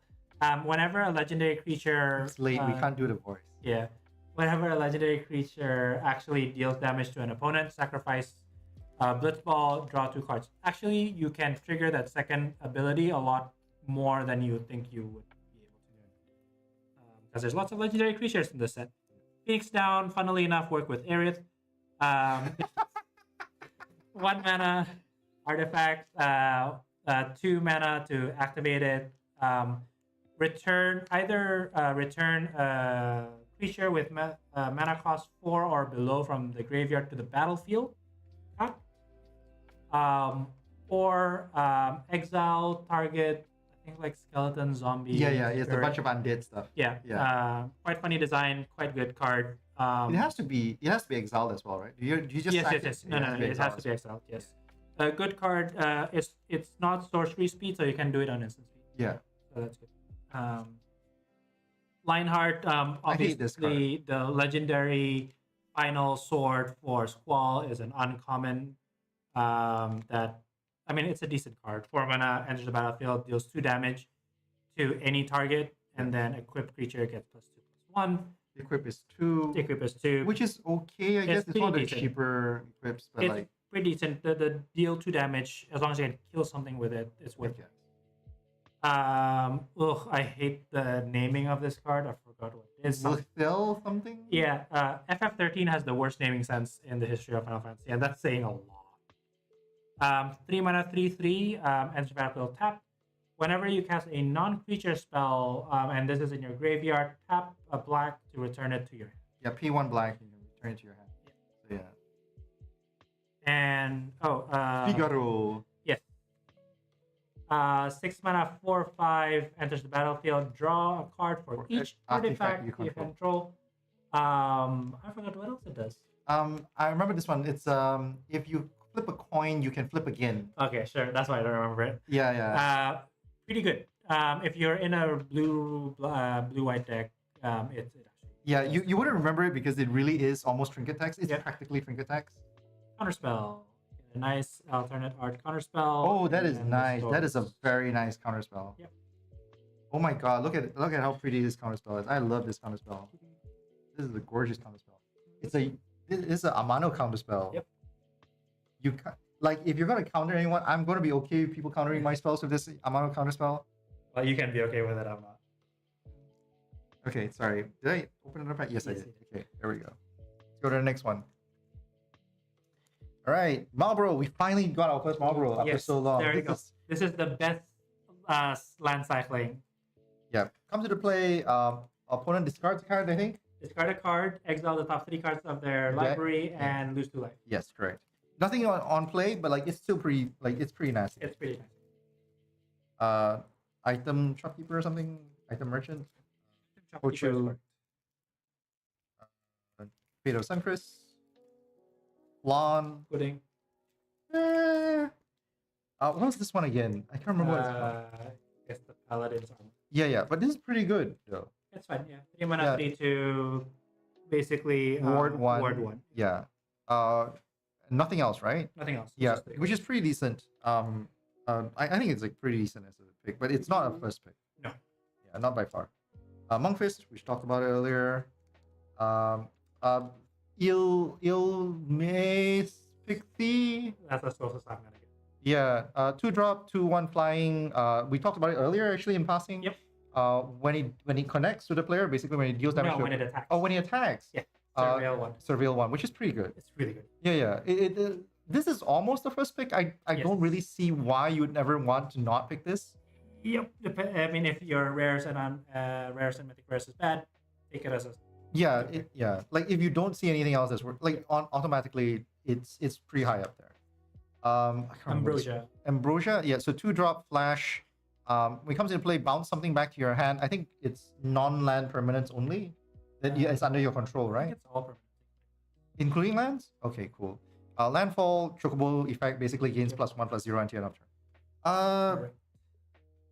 Depends on what you want to play. Pretty good. Yeah, pretty decent. 2 mana 2 flash is always playable. Yeah, it's great. It's a great combat trick kind of thing. Almost like it's the blocker kind of thing. You can bring back sagas, which resets them. Yep, and you can also like other ETBs if you have them. Yep. You know, so it's pretty nice. Can't remember what this is. Behemoth? Behemoth? Yes. 7-drop, 7/7. I have literally never seen no. Okay, 7 mana, 7/7 trample. When it enters the battlefield, choose 1, draw a card, destroy target artifact energy. Orange. Very good. Not bad. Comes down, can solve actually a number of problems. Pretty good. Okay. Kane. Oh god, I hate this card. 3-drop 2 for what was it again? Shit. Jump because it's a trigger. Yeah, so during your turn it has flying. Yep. And then what is it? Like if it deals damage, you swap control of it. Yes. So basically when you deal damage to your opponent, you give it control to that player. Yep. And then what happens? Do you draw cards? I think you draw cards and you get treasure tokens equal to the power. To the damage you deal, right? Yes. Correct. Yeah, so like if you deal 2, you draw 2 and then you give 2, then your opponent gains control of it. Yes. And it's like, really? Sure, I guess. I played it once. I don't feel like playing it ever again. It's a fine blocker. I guess. Yeah. Like that's the thing I can say about it. The worst thing is really that it's a 3-drop.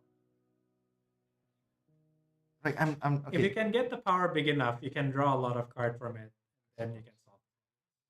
Leviathan is nice. It's a 6-drop, 6/6. Basically ETB. Return everything that's not a Leviathan and other characters that like are sort of Leviathan-esque. Importantly, in this set, Merfolk. So Sahagin does not get bounced back. Yeah. Then what's the other 2? Octopus. No. I'm talking about the other 2. The other 2 is the same creature types. When they attack, you draw.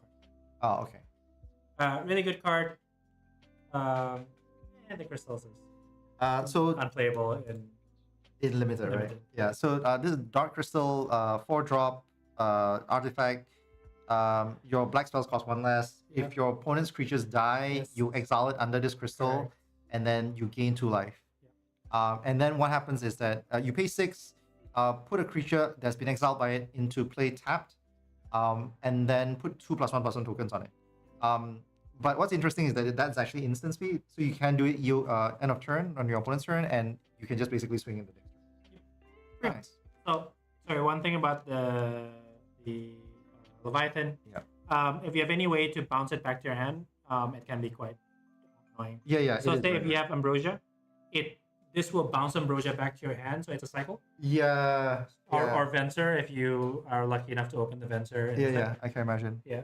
I've had stories of people having horrible times with like getting completely stun locked by using like Shiva and Yushtola. Yeah. Like that's a thing that happens in this set. Yep. Alright, next pack. Item Shopkeeper. Fat Chocobo. Really good card. 5 mana, 4/4. When answer battlefield, you get another Chocobo. And then the rest 3 chapters, 2, 3, and 4 is all your creatures gain trample. Really, really good card. Always plays it. Pick it highly.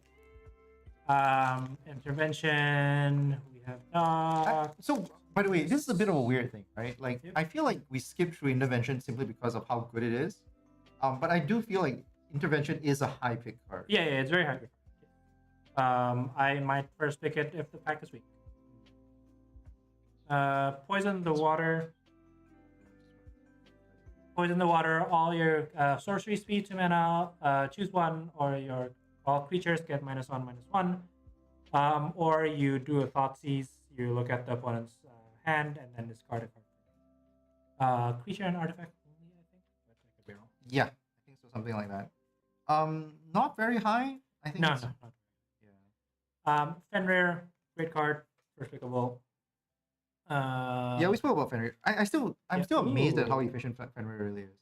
Ooh, nice. Esper Ramuf. Yeah, Esper Remo, alternate art. It's an okay card. 4 mana, 3/3. When it enters the battlefield, you deal damage equals to the number of non-land cards in non-creature and non-land. Yeah, cards, non-land, non-creature cards in your grave. in your graveyard. So usually you can kill a creature with it. Yeah. And then chapter 2 and 3 is all wizard guess +1. Yeah, chapter 2 and 3 is not what you draw. No, you it's play not. for. The But this is art very is nice. nice. The art is very, very nice. Oh, okay. And a man time. The tortoise. Very Extra life. funny card. Very, very funny card. Excellent card. You should play it. Basically, all damage that goes to both you and other permanents you control goes into this. If you can bounce this, it's obnoxious. 'Cause Absolutely. You keep getting life. Yeah, absolutely. And it has vigilance, so you just swing in. You don't need to block anyway. It just goes to this. The all damage to this is permanent, however, which is an odd thing basically for magic. Unless you bounce it. Yeah, so like for those who are not familiar with it, basically combat damage usually gets cleared at the end of turn. Like if you've played even a single game of Magic, you should understand what that means. But this one specifically says combat damage dealt to it is not removed. Damage dealt to it is not removed. Specifically it itself only, right? Like so your other creatures are still okay. Correct. Not that any other creature is going to receive damage when it's around. Yes. No. Amazing card. Play it. Your opponent will hate it. We have a art card here of it's an FF14 character, Catboy. Somebody will tell me. We get a Shiva, a nice Shiva Shiva, and a Yeah, I like the sheep. All right, cool. I'm gonna move that to the side. Okay, so let's go on. Keep this cracking train turning. I have no idea. Vance's Treachery. This is really good actually. 2-drop. Target creature gets -2/-2. Kicker, sacrifice a creature or artifact. I think. It gets -4/-4 instead. I mean, it's a remover, man. Removers are removers. That's pretty good. Yeah. Can't complain about it. We spoke about this. Red Rose, Red Mage. Red Mage Rapier. Yeah. Bad. Don't pick it. Yeah. Archer's Bow, I think. No, Bard's Bard's Bow. Gets +2/+2. Hero select, then +2/+2 and reach. 3-drop to 3/3 reach. Can't complain, I guess. Yep. Surprisingly high equip cost, but yep. Yep. Rescue mission. Aerith Rescue mission. Yeah. I think is it in English also rescue mission? Yeah. Okay, cool. It's 4-drop. Choose one. Either create 3 1/1 creature tokens or heroes into play, or tap up to 3 creatures. Yep. One of them gets 2 stun tokens, I think. I don't know. Put one stun token on. It's pretty good actually. But not a high pick. I think. Not a high pick. Yeah. Like solid, defendable, but you're not breaking the mold on anything. Retreat to Esper. We talked about it. Bolt map. We've spoken about it. What is I forgot what it. Iron Giant. Iron Giant 7 for 7/7. Vigilance, Reach, and Trample. Yeah. Trample's the only one that doesn't use kanji. Interesting so far that I've noticed. Grahati, yeah, that's what the. Oh, okay. Esper, Ramuh, we've seen that just now. Shiva, interesting. This is actually a very interesting pack, by the way, if you get this in draft. Anima. So no, but three different. Yeah, 3 different summons in one pack, and it's cute because it's 4, 5, 6. Yeah.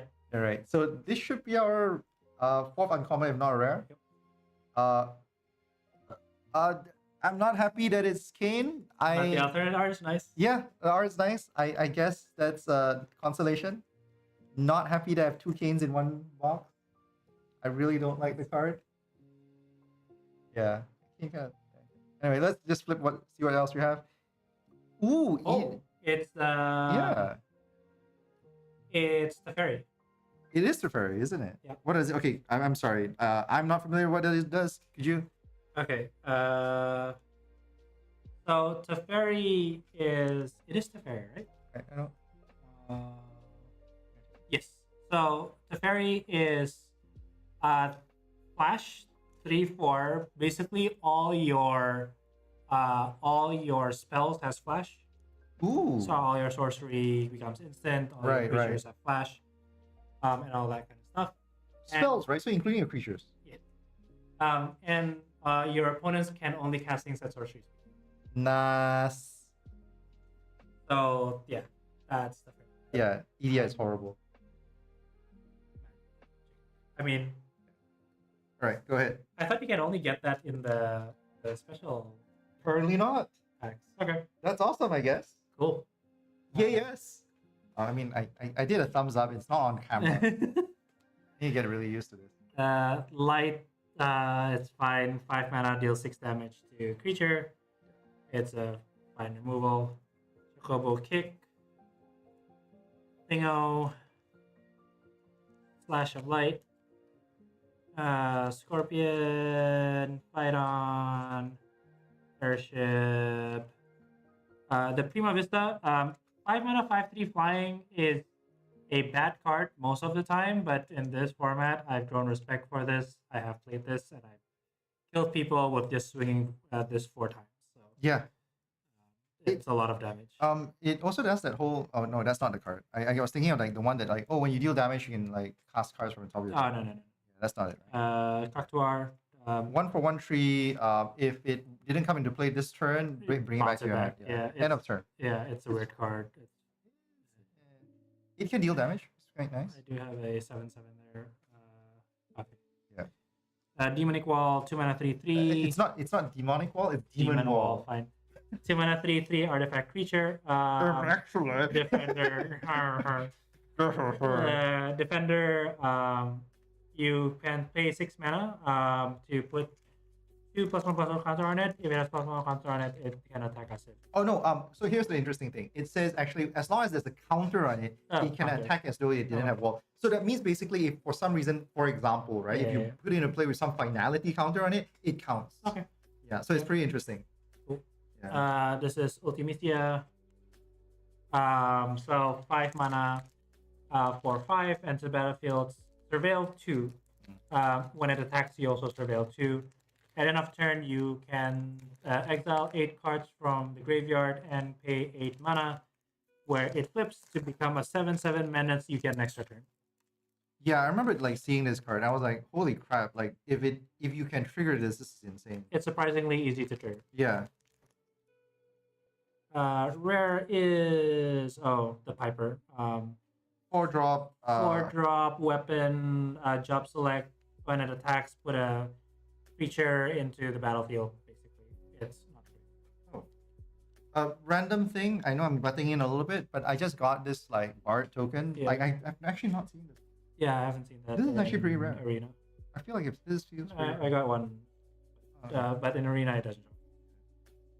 Then the foils. Oh, we got a foil. Oh, that's nice.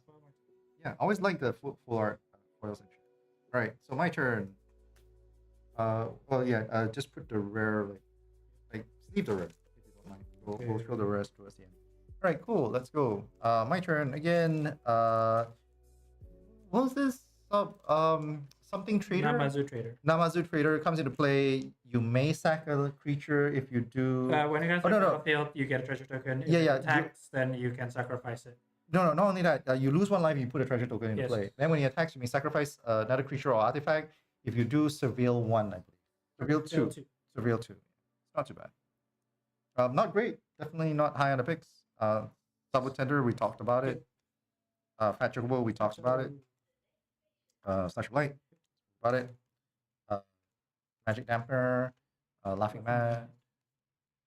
Shantoto. Shantoto's 3-drop 0/4. Whenever you cast a non-creature spell, it gains Shantoto gains +X/+0, where X is equal to the casting cost of the card. Yes. Pretty cute. If you cast the 4 mana or above, draw a card. Oh, right. I forgot about that one. Yeah. I forgot really about that one. That was really good. Yeah. Shantoto's really good. I have a question. This is not a drafting thing because I don't think drafts has this, but like the set that has this. But like, what happens if you play with effects that says the casting cost of spells you cast is reduced by 1 or X? This is where the wording of you pay 4 or more. Right. So it says pay, right? Pay. Right. So therefore, it reduces. If it reduces below 4, then you don't. Yeah. So it basically you have to pay it or you don't get it. Oh, that's not. I mean, like, okay, fair game, I guess, right? All right. So next time I got is Zac. Finally, my first Zac so far. It's 1/4/01. Comes into play with a +1/+1 token into on it. You may pay 1, then sacrifice Zac. Remove target creature gains indestructible until end of turn. Then put all +1/+1 tokens on Zac onto the creature. Put all counters. All counters. Okay, so basically, even if it had a finality counter, good luck, have fun. Yep. Right. Really good card. Yeah, it's pretty decent actually. The indestructible thing changes a lot of stuff.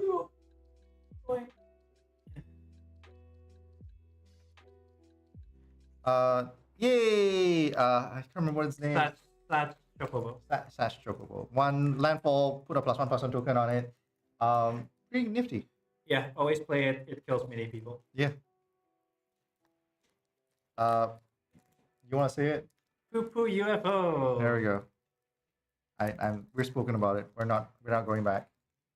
Oh, cool. I know what my rare is gonna be or something. Yeah, 2 rares. Yeah. I can't remember this one, but basically I remember the effect. It's pay 6. Your opponent mills half their deck rounded up. Yep. Cute. Yep. But bad. Yep. Can you speak about this one? I can't remember this one. Joshua. 3 mana. Yeah, it's 3 mana. 3 mana, 3/4. When it has a battlefield, you can discard 2 cards, draw 2 cards. Up to. And then you can flip it into a Phoenix that has lifelink. First 2 chapters is deal 2 damage to each opponent, and then the last one is put a creature back from the graveyard to the battlefield, and then flip it back to Joshua. Not too bad. Yep. Not too bad. So it's basically a walking Phoenix now, right? Yes. There is a question. Good luck on the campaign. The campaign booster. Yeah. Is the one that should have the 2000 force of negation? Yes, that is. It is the one. Thank you very much. I have my fingers crossed. We'll see how it goes. We'll see how it goes. I really don't know. The fall's okay. We'll see how it goes. Really having my fingers crossed here. By the way, if anyone wants to see, I'm just gonna put this out here for those guys like who didn't see me showing this earlier. This is the campaign booster. This is how it comes in. It's huge. So like it's like this much bigger. Like I really don't know. Like I like JP packaging partially because of this, because they tend to do this kind of like thing where it's kind of cool. Next pack. First of all, we get that's a nice. Oh, that's a nice art. Titus and Yuna's art. It even has like a stamp thing on it. Oh, that is very nice. Look at that. Yep. I think this is like one of those, like, you know how like we have signature Yeah, cards? yeah. Like this is probably the equivalent of it. Yeah, Like this is probably the equivalent of it. Yep. Shinra Enforcer. Suplex. Chocobo Kick. Yep. Scorpion. We're getting almost to the campaign boosters. Magitech Infantry. Laguna. To answer Damien, it's not an oversized card. It's just a GP thing. Yeah. Rufus, 3 mana, 2/4. When it attacks and you don't have a dog, you get a 2/2 dog. Yeah. Legendary. Legendary 2/2 dog. Yeah. It's Rinoa-ish. Yes, except evil. Yeah. And better. Yeah, this is definitely better than evil. Travel of the Overworld, really good card. I know it's a 7 mana, but it draws 3. It draws 4, sorry. It draws 4. Yeah. And it gets cheaper for each town. Even at 6 mana, it's still pretty good. So even if you have 1 town, it's actually pretty good. Kidnapping. Okay. Ultima. Destroy all permanents. Destroy all creatures and artifacts. The interesting part about this is that at the end of the thing, it says end the turn. Yeah. Which means that anything that is on the stack automatically gets purged. And it gets purged. Anything gets purged. Now, the only exception to this is stuff that is returning via white Arcite. Because it is not it's a state-based effect, I think, rather than an activated effect. So this card does screw around with rulings a little bit much. Yeah, as end turn is always screws around with ruling. Yeah. So basically, like if you have stuff that says, "Oh, when this dies, trigger this effect," this ends it. Yeah, like this negates it. This negates it. Yeah. So it won't trigger, but say for example, it'll trigger, but then it'll never resolve. Yeah, that is fair. Yeah. The distinction matters for those who really care. Yeah. Magic is one of those games I hate partially because of that. But this set most of the time you don't need to bother about all this stuff. Yeah. It matters too little for most of the time. But this is not as good as most Wrath, because a lot of the time what you want to do is you cast a Wrath and then cast something afterwards. Yeah, correct. Because you want to put yourself in a positive bot state. Yes, but because of the end turn, this actually puts you in an awkward spot a lot of the time. But to be fair though, in a draft limited condition, this is still good. Yes, it's still good. Yeah, because it's your backup, right? Yes, correct. It's your backup. And oh my god! It's a traveling chocobo. Obviously, no special numbers on it, but still a traveling chocobo. Not that good in limited, unless you have very specific cards. So it's a 3 mana 3/2. You can always look at the top card of your library. If it's you can play lands from them, and then the last bit is if a land entering the battlefield triggers any ability, you trigger it twice. I'm not complaining because that card still looks pretty awesome. Yep. Traveling chocobo, and then 2 lands. So far, this box looks pretty awesome. I mean, it's pretty good. I forgot how much you got it for. I got it for like $250. $250, and then if you add the shipping cost, it's about $280. Okay. I mean, that's still a lot better. Should be. JP full art should be worth more. Nice. There you go. Yeah, thank you. Okay, all right, let's go into the next one. We've got a few more packs to go, and then we'll open the campaign boosters. Stick around for that if you're in here for it. I'm really excited for it so far. Hopefully I haven't expunged all my luck for this. All right, so Black Mage Staff, I think. Black Mage Rod. Yeah, this is pretty good. 2-drop. Yep. A hero token +1/+0 turns anything into a Black Mage. It's actually pretty solid. I think this is almost always the first pick, especially if you. Well, first pick is a very. Okay. To be fair, you're right. I really like this card myself.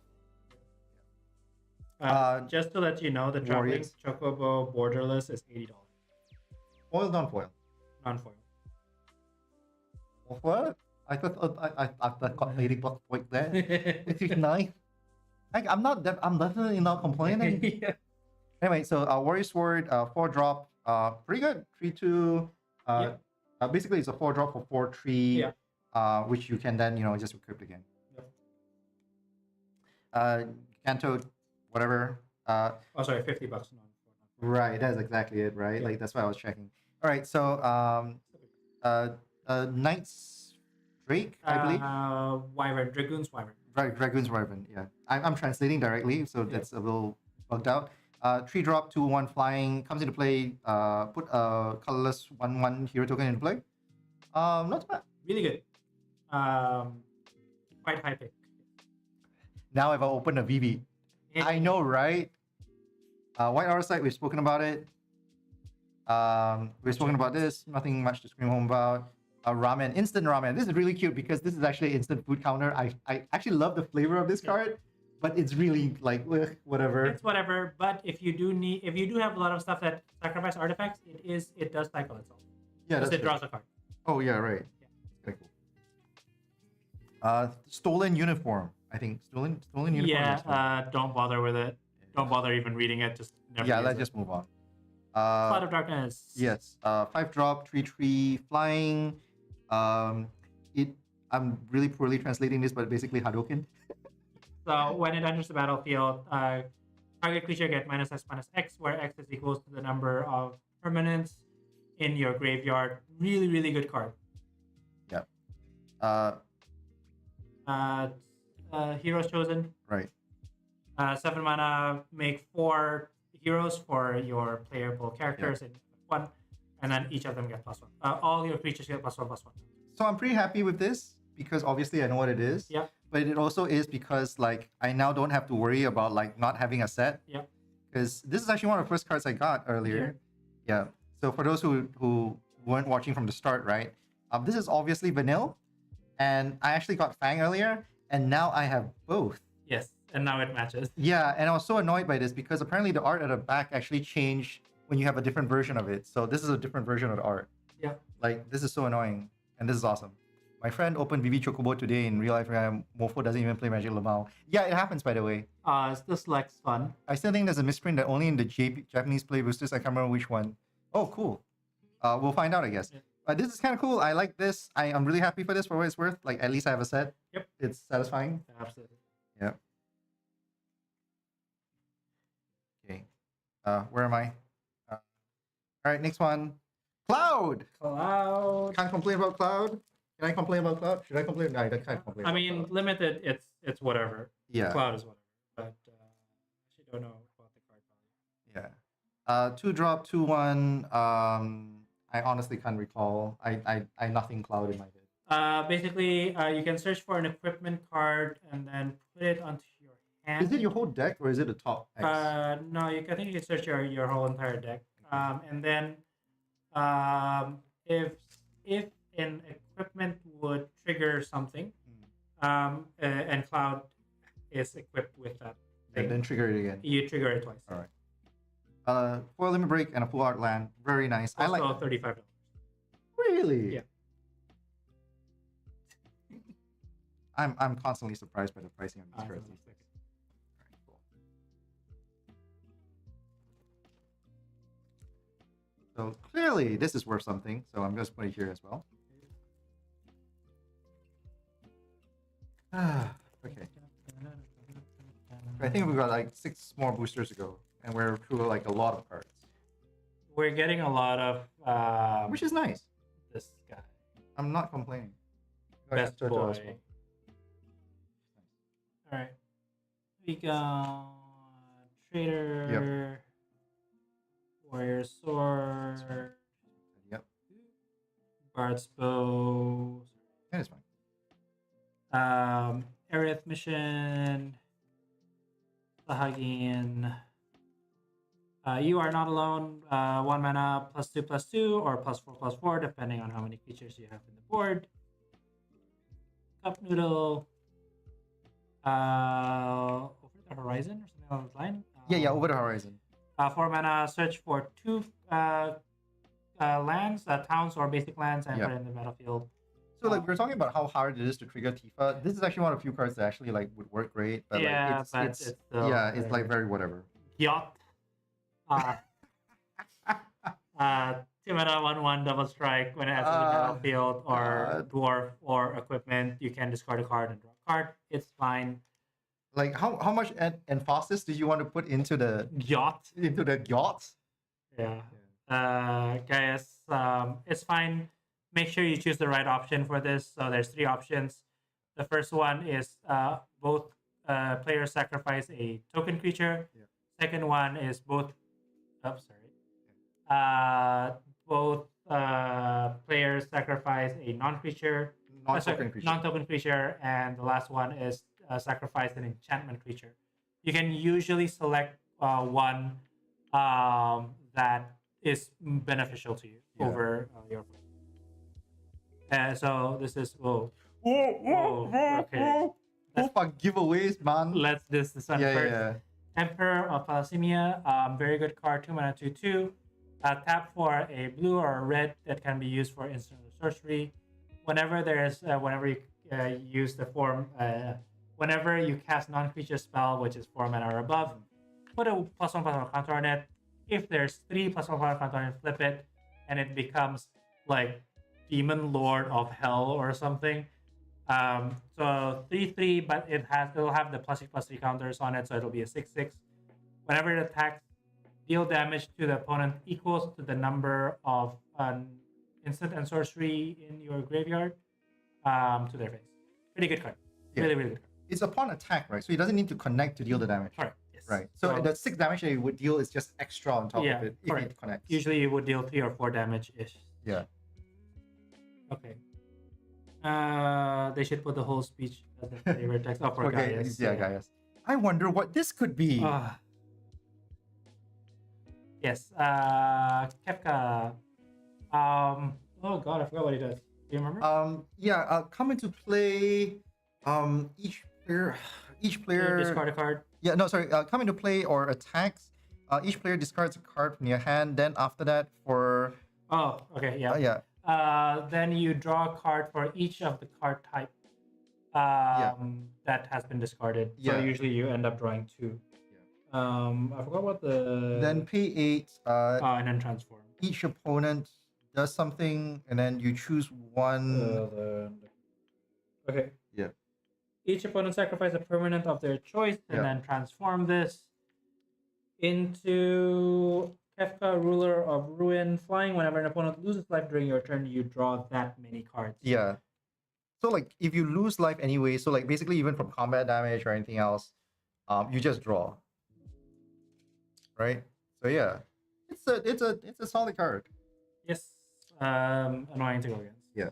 And limited. Very, very good card. You can pick it very highly. Yeah. And then the foil cup noodle. Right.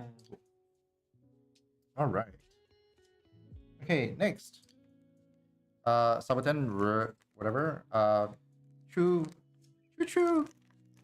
Limit break. Moving past this. Dwarf. Sentry. Sages. Whatever. Thing.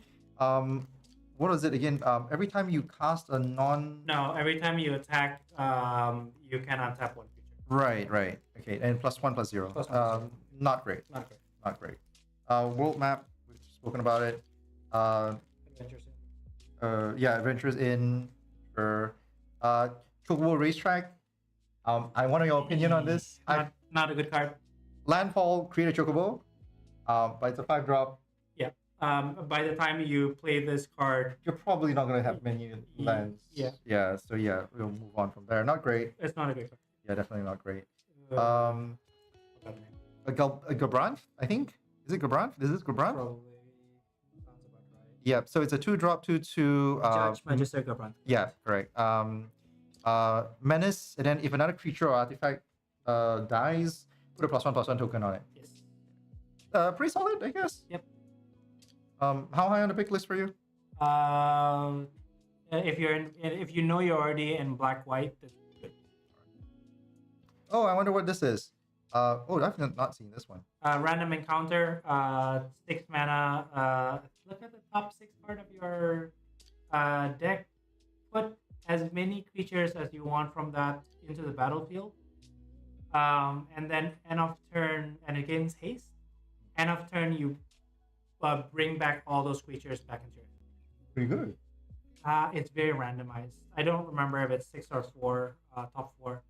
Or 6. Top 4. Top 4. Okay, so that makes it worse. Yeah, but it is like random encounter. But if you get a one drop, you're just like. Oh yeah, sure, whatever. Right. Yeah. Okay. Yeah. Yeah. Side quest. Side quest. All right. So let's see what we get. Oh, white crystal. Okay. So basically, your white spells cost less by 1. Whenever you gain life, gain twice that life. And then all your creatures, 6 activation. All your creatures gain life blink until end of turn. And flying. And flying until end of turn. I'm not. I've gotten killed by it before, but it's still a bad card. Yeah, but nothing to scream home about. This is just meh. All right, next, the Plex. Oh, sorry, He no longer says how glib. Quartzbow, Marlboro, Bad Mob, Wyvern, Bad Mob, Pandora's Box thing. Snow, 3 mana, Vigilance, power equals to number of creatures that you have. Not a great card. Yeah, you definitely skip it half the time. Thornberry, Radius Return. Key of Lucii. Yeah, that's correct. I just like saying Lucii. 4 mana, tap to get 2 colorless, and 2 tap. Tap a creature, deal 1 damage to yourself. It's okay. In your dedicated ramp deck, it's fine. The tapping can save you stuff. Bad card, 3 mana, 1/4. Every time you surveil or scry, draw a card. There isn't that many cards that surveil. So that's. Oh yeah. So this is the one. All right. Yeah, this is the one card in the set that actually says scry. We got one of the FF14 expansions. It's Dovin's Veto, so counter target non-creature spell. This spell cannot be countered. I don't know if I'm gonna keep that in a separate pile or not. I do. And ooh, that's a nice island. That's a nice island. 8. Oh, it's the. All right. So far, like the cool big ones we've got so far, like are here. I like these so far. I do like Kefka SL. Yeah. So let's go through the others. Veins, Treachery, whatever, take home. Can't remember what this is. But once again, Fish Wanderings, Ice Magic. I've noticed one thing. Ice Magic is actually pretty rare to find as a common. Like, you don't really see it as often. No. Is it just me? A common is a common. Okay. The Shield, we've seen this around. Nothing to go about. Drake, once again, we've seen that around. Heal Gigas, move on. Oh, okay, Steiner. Steiner is actually pretty cool. Steiner actually has a. I want to ask though, like for you, how high is Steiner as a pick? Not that high because it really depends on the number of equipment. That's fair. So it's like a second booster. You can start considering it a little bit more. Yeah, but it's definitely a good card. Yeah, it's a 2 for 2/1 life blink. Then it gets +1/+1 for every equipment that you have. Yes. And it doesn't even care whether you actually have it equipped or not, as long as like it's around. Yes, it gets it. My only complaints about Steiner is that there's no cards on the Pluto 13 Knights. Choco Comet. Choco Comet, which is pretty awesome. 2-drop X, deal X damage, then put a Chocobo into play. Very good card, first pickable. Yeah. We were talking about this. Sleep Magic. Sleep Magic, 1-drop, enchant creature. It tap it and then it loses all its ability. And then if it ever is dealt damage, it wakes up. Yeah, which is pretty awesome still. Sacrifice the enchant. Yeah, sacrifice the enchant. Ooh, what do I have here? It's Brynhilde? Brynhilde? Brynhilde? Oh, this is very nice. 2 mana, 2/1. When enters the battlefield, exile the top card of your library. Every time if this turn you have Countdown Saga, like you go down to the next chapter in the saga, you can play the card. And then the other 2 is creatures you enters the battlefield gains haste. Pretty nice. Very good. Very, very good. Let's see what we have next after that. This is Edia.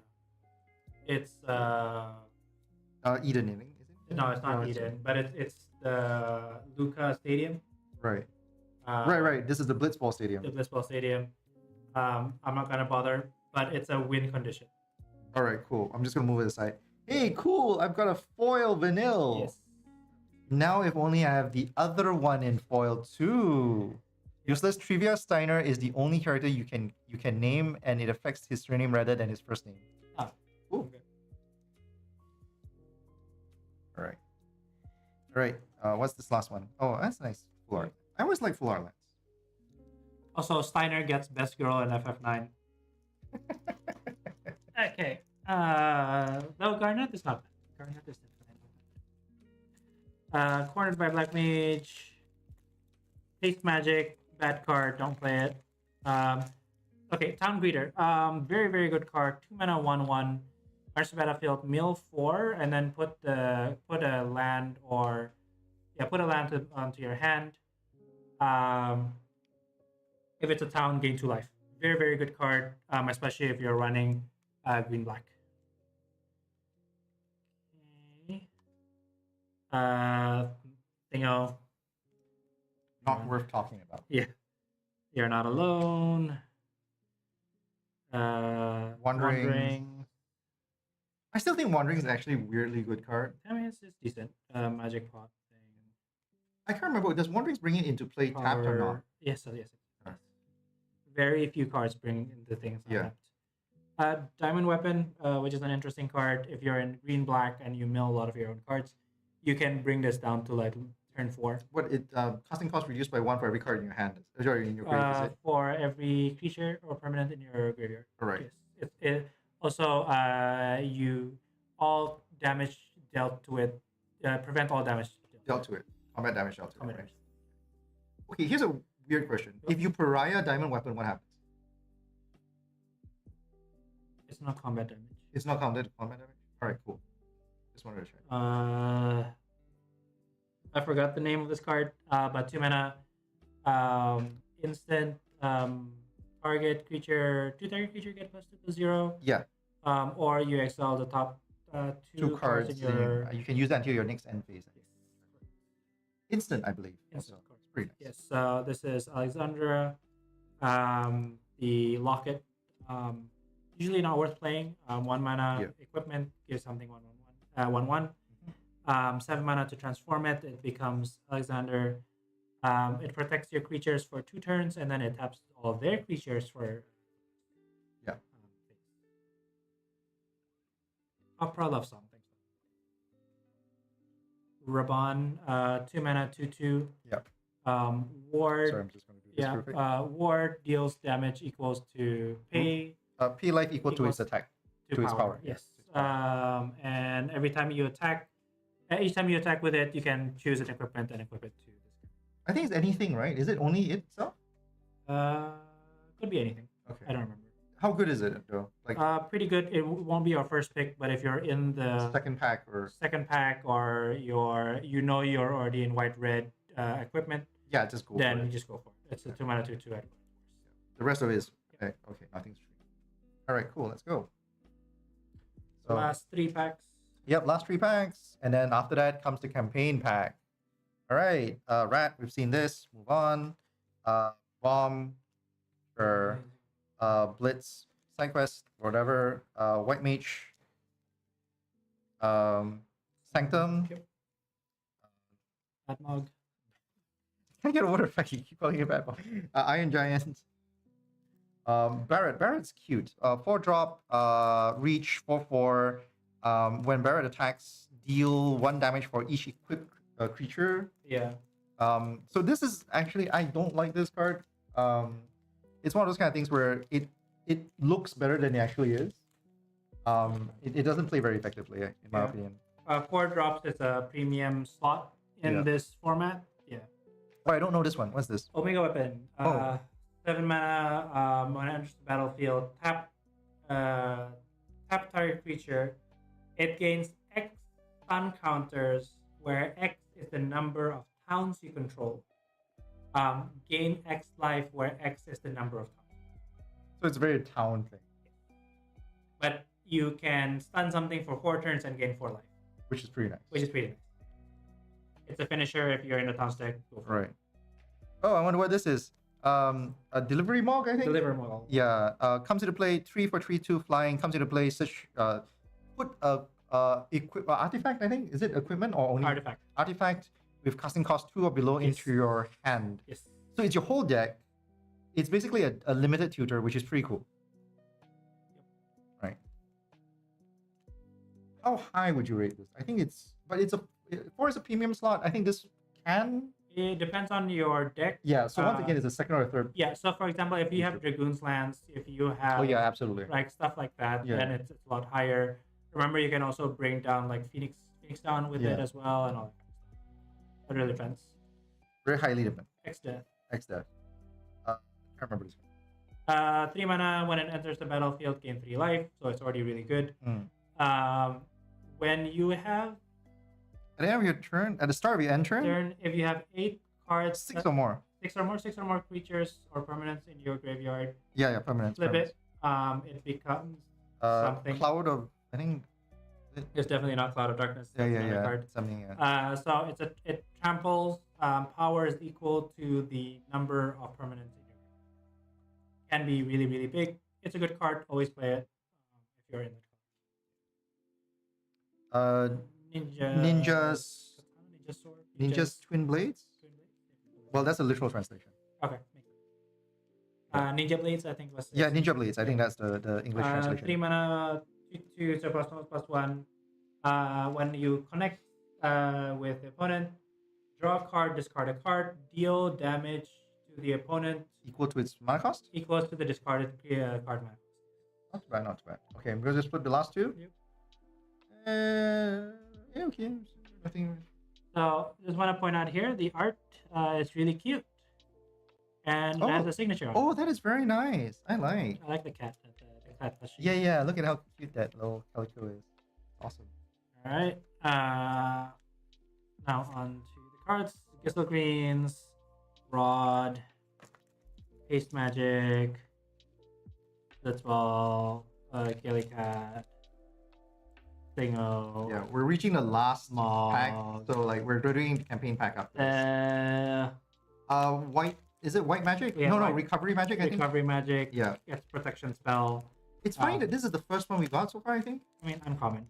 It Okay. does that. There's a few uncommons and commons that we haven't seen. Yeah, that's fair. It's fine. Sorceress Scheming, a great funny card. Torgal. Lindblom. Oh. That's a nice art for Lindblom. Yeah. I really like that Zidane today Yeah. instead of just peeking out there at the sneaking around Yeah. of Lindblom. What does it do again? So it's the adventure just goes put a black mage into. Oh, really? Yeah. Well, that's whatever. Now again, the Yeah, yeah. strength of these things is that they're lands. Yeah. Like it saves the slot, but Yeah. it's. So we have. Oh, this is pretty nice. Yep, that's the Search for the crystal, I think. Nature's Claim. Yes. Is the card destroy target artifact or enchantment. A controller gains 4 life, which is actually pretty good. Yeah, it is. All right, last pack, and then we're opening the campaign. Yep. Oh God. So far, I think that the box is pretty nice. I think there's like quite a nice number of stuff. Let's see what else we're gonna get. Haste Magic, skippable, Gigantode, as we said earlier, Treachery. I think this is You're not alone. you're not alone. I'm blanking out. I'm just skipping it. Yep. It's getting very late. Crossroads. I'm tired. Oh, hey, funny. So we've not seen this card before. Cream Brunny, 3-drop, 2/1. Prowess. Prowess. Basically, if you cast a spell, it gets +1/+1 until end of turn. When it comes into play, create a 0/1 like the Black Mage. No, actually, when it comes into play, whenever he attacks, create a Black Mage. Yes. Which is kind of cool in like if you're getting like a red blue especially, this is actually pretty solid. Yeah. How high is it on the pick though? Not that high because it's a 2/1. Oh, that's fair. Yeah. It will die pretty much after the first one. When it attacks, you're Like- likely trading it. Yeah, because somebody's definitely like blocking that thing. You don't want it to have around. Last days. Is it final days? Final days. Final days. Last days. Eject. And green crystal. That's a downer to end on. It's okay. Right. So let's see what we. So we've got 3 of the 5 crystals. I guess that's kind of cool. Yeah. It's interesting. What else do we have? Ooh, what's this? It's a Bola Citadel. Okay. Interesting card. So 6 mana. It's an artifact. You can look at the top.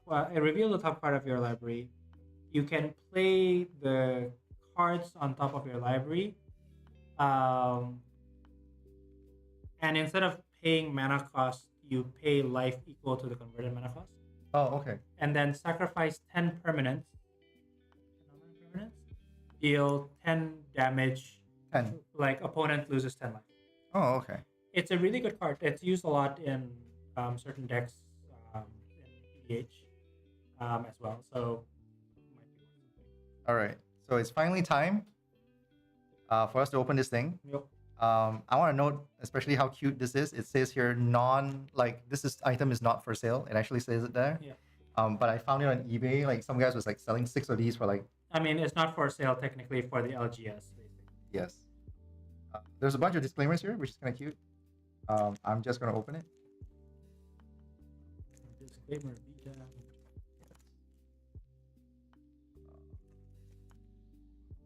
I'm treating it with all the respect that I can imagine. Like I can muster at what time is it now? It's almost 1 a.m.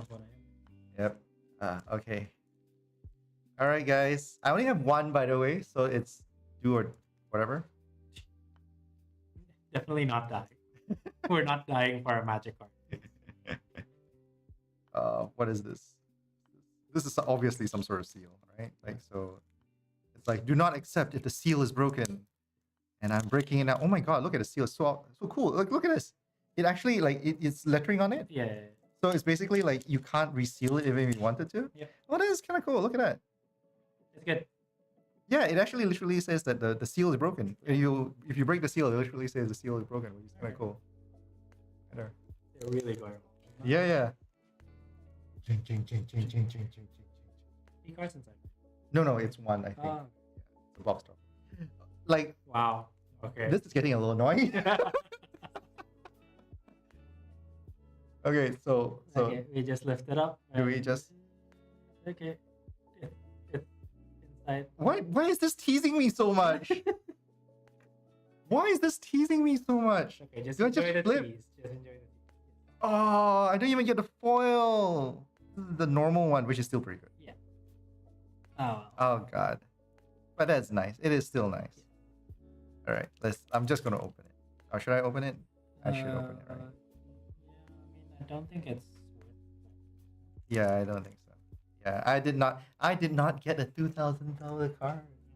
Oh well, it's still nice. It's still nice.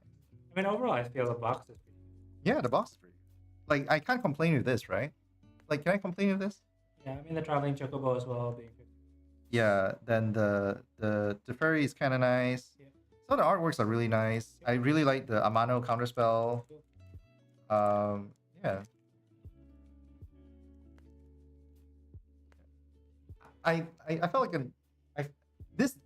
like I've been holding.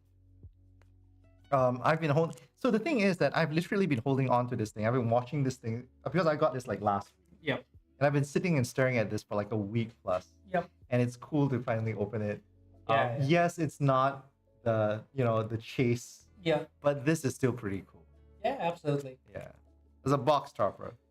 And how much of this is copium? I'll leave it to you. Yeah, all right. Anyways, all right, guys. We need to tidy up. It is 1 a.m. where we're at. Yeah. We've been doing this for about 4 hours. Thank you very much for joining us for as long as you have.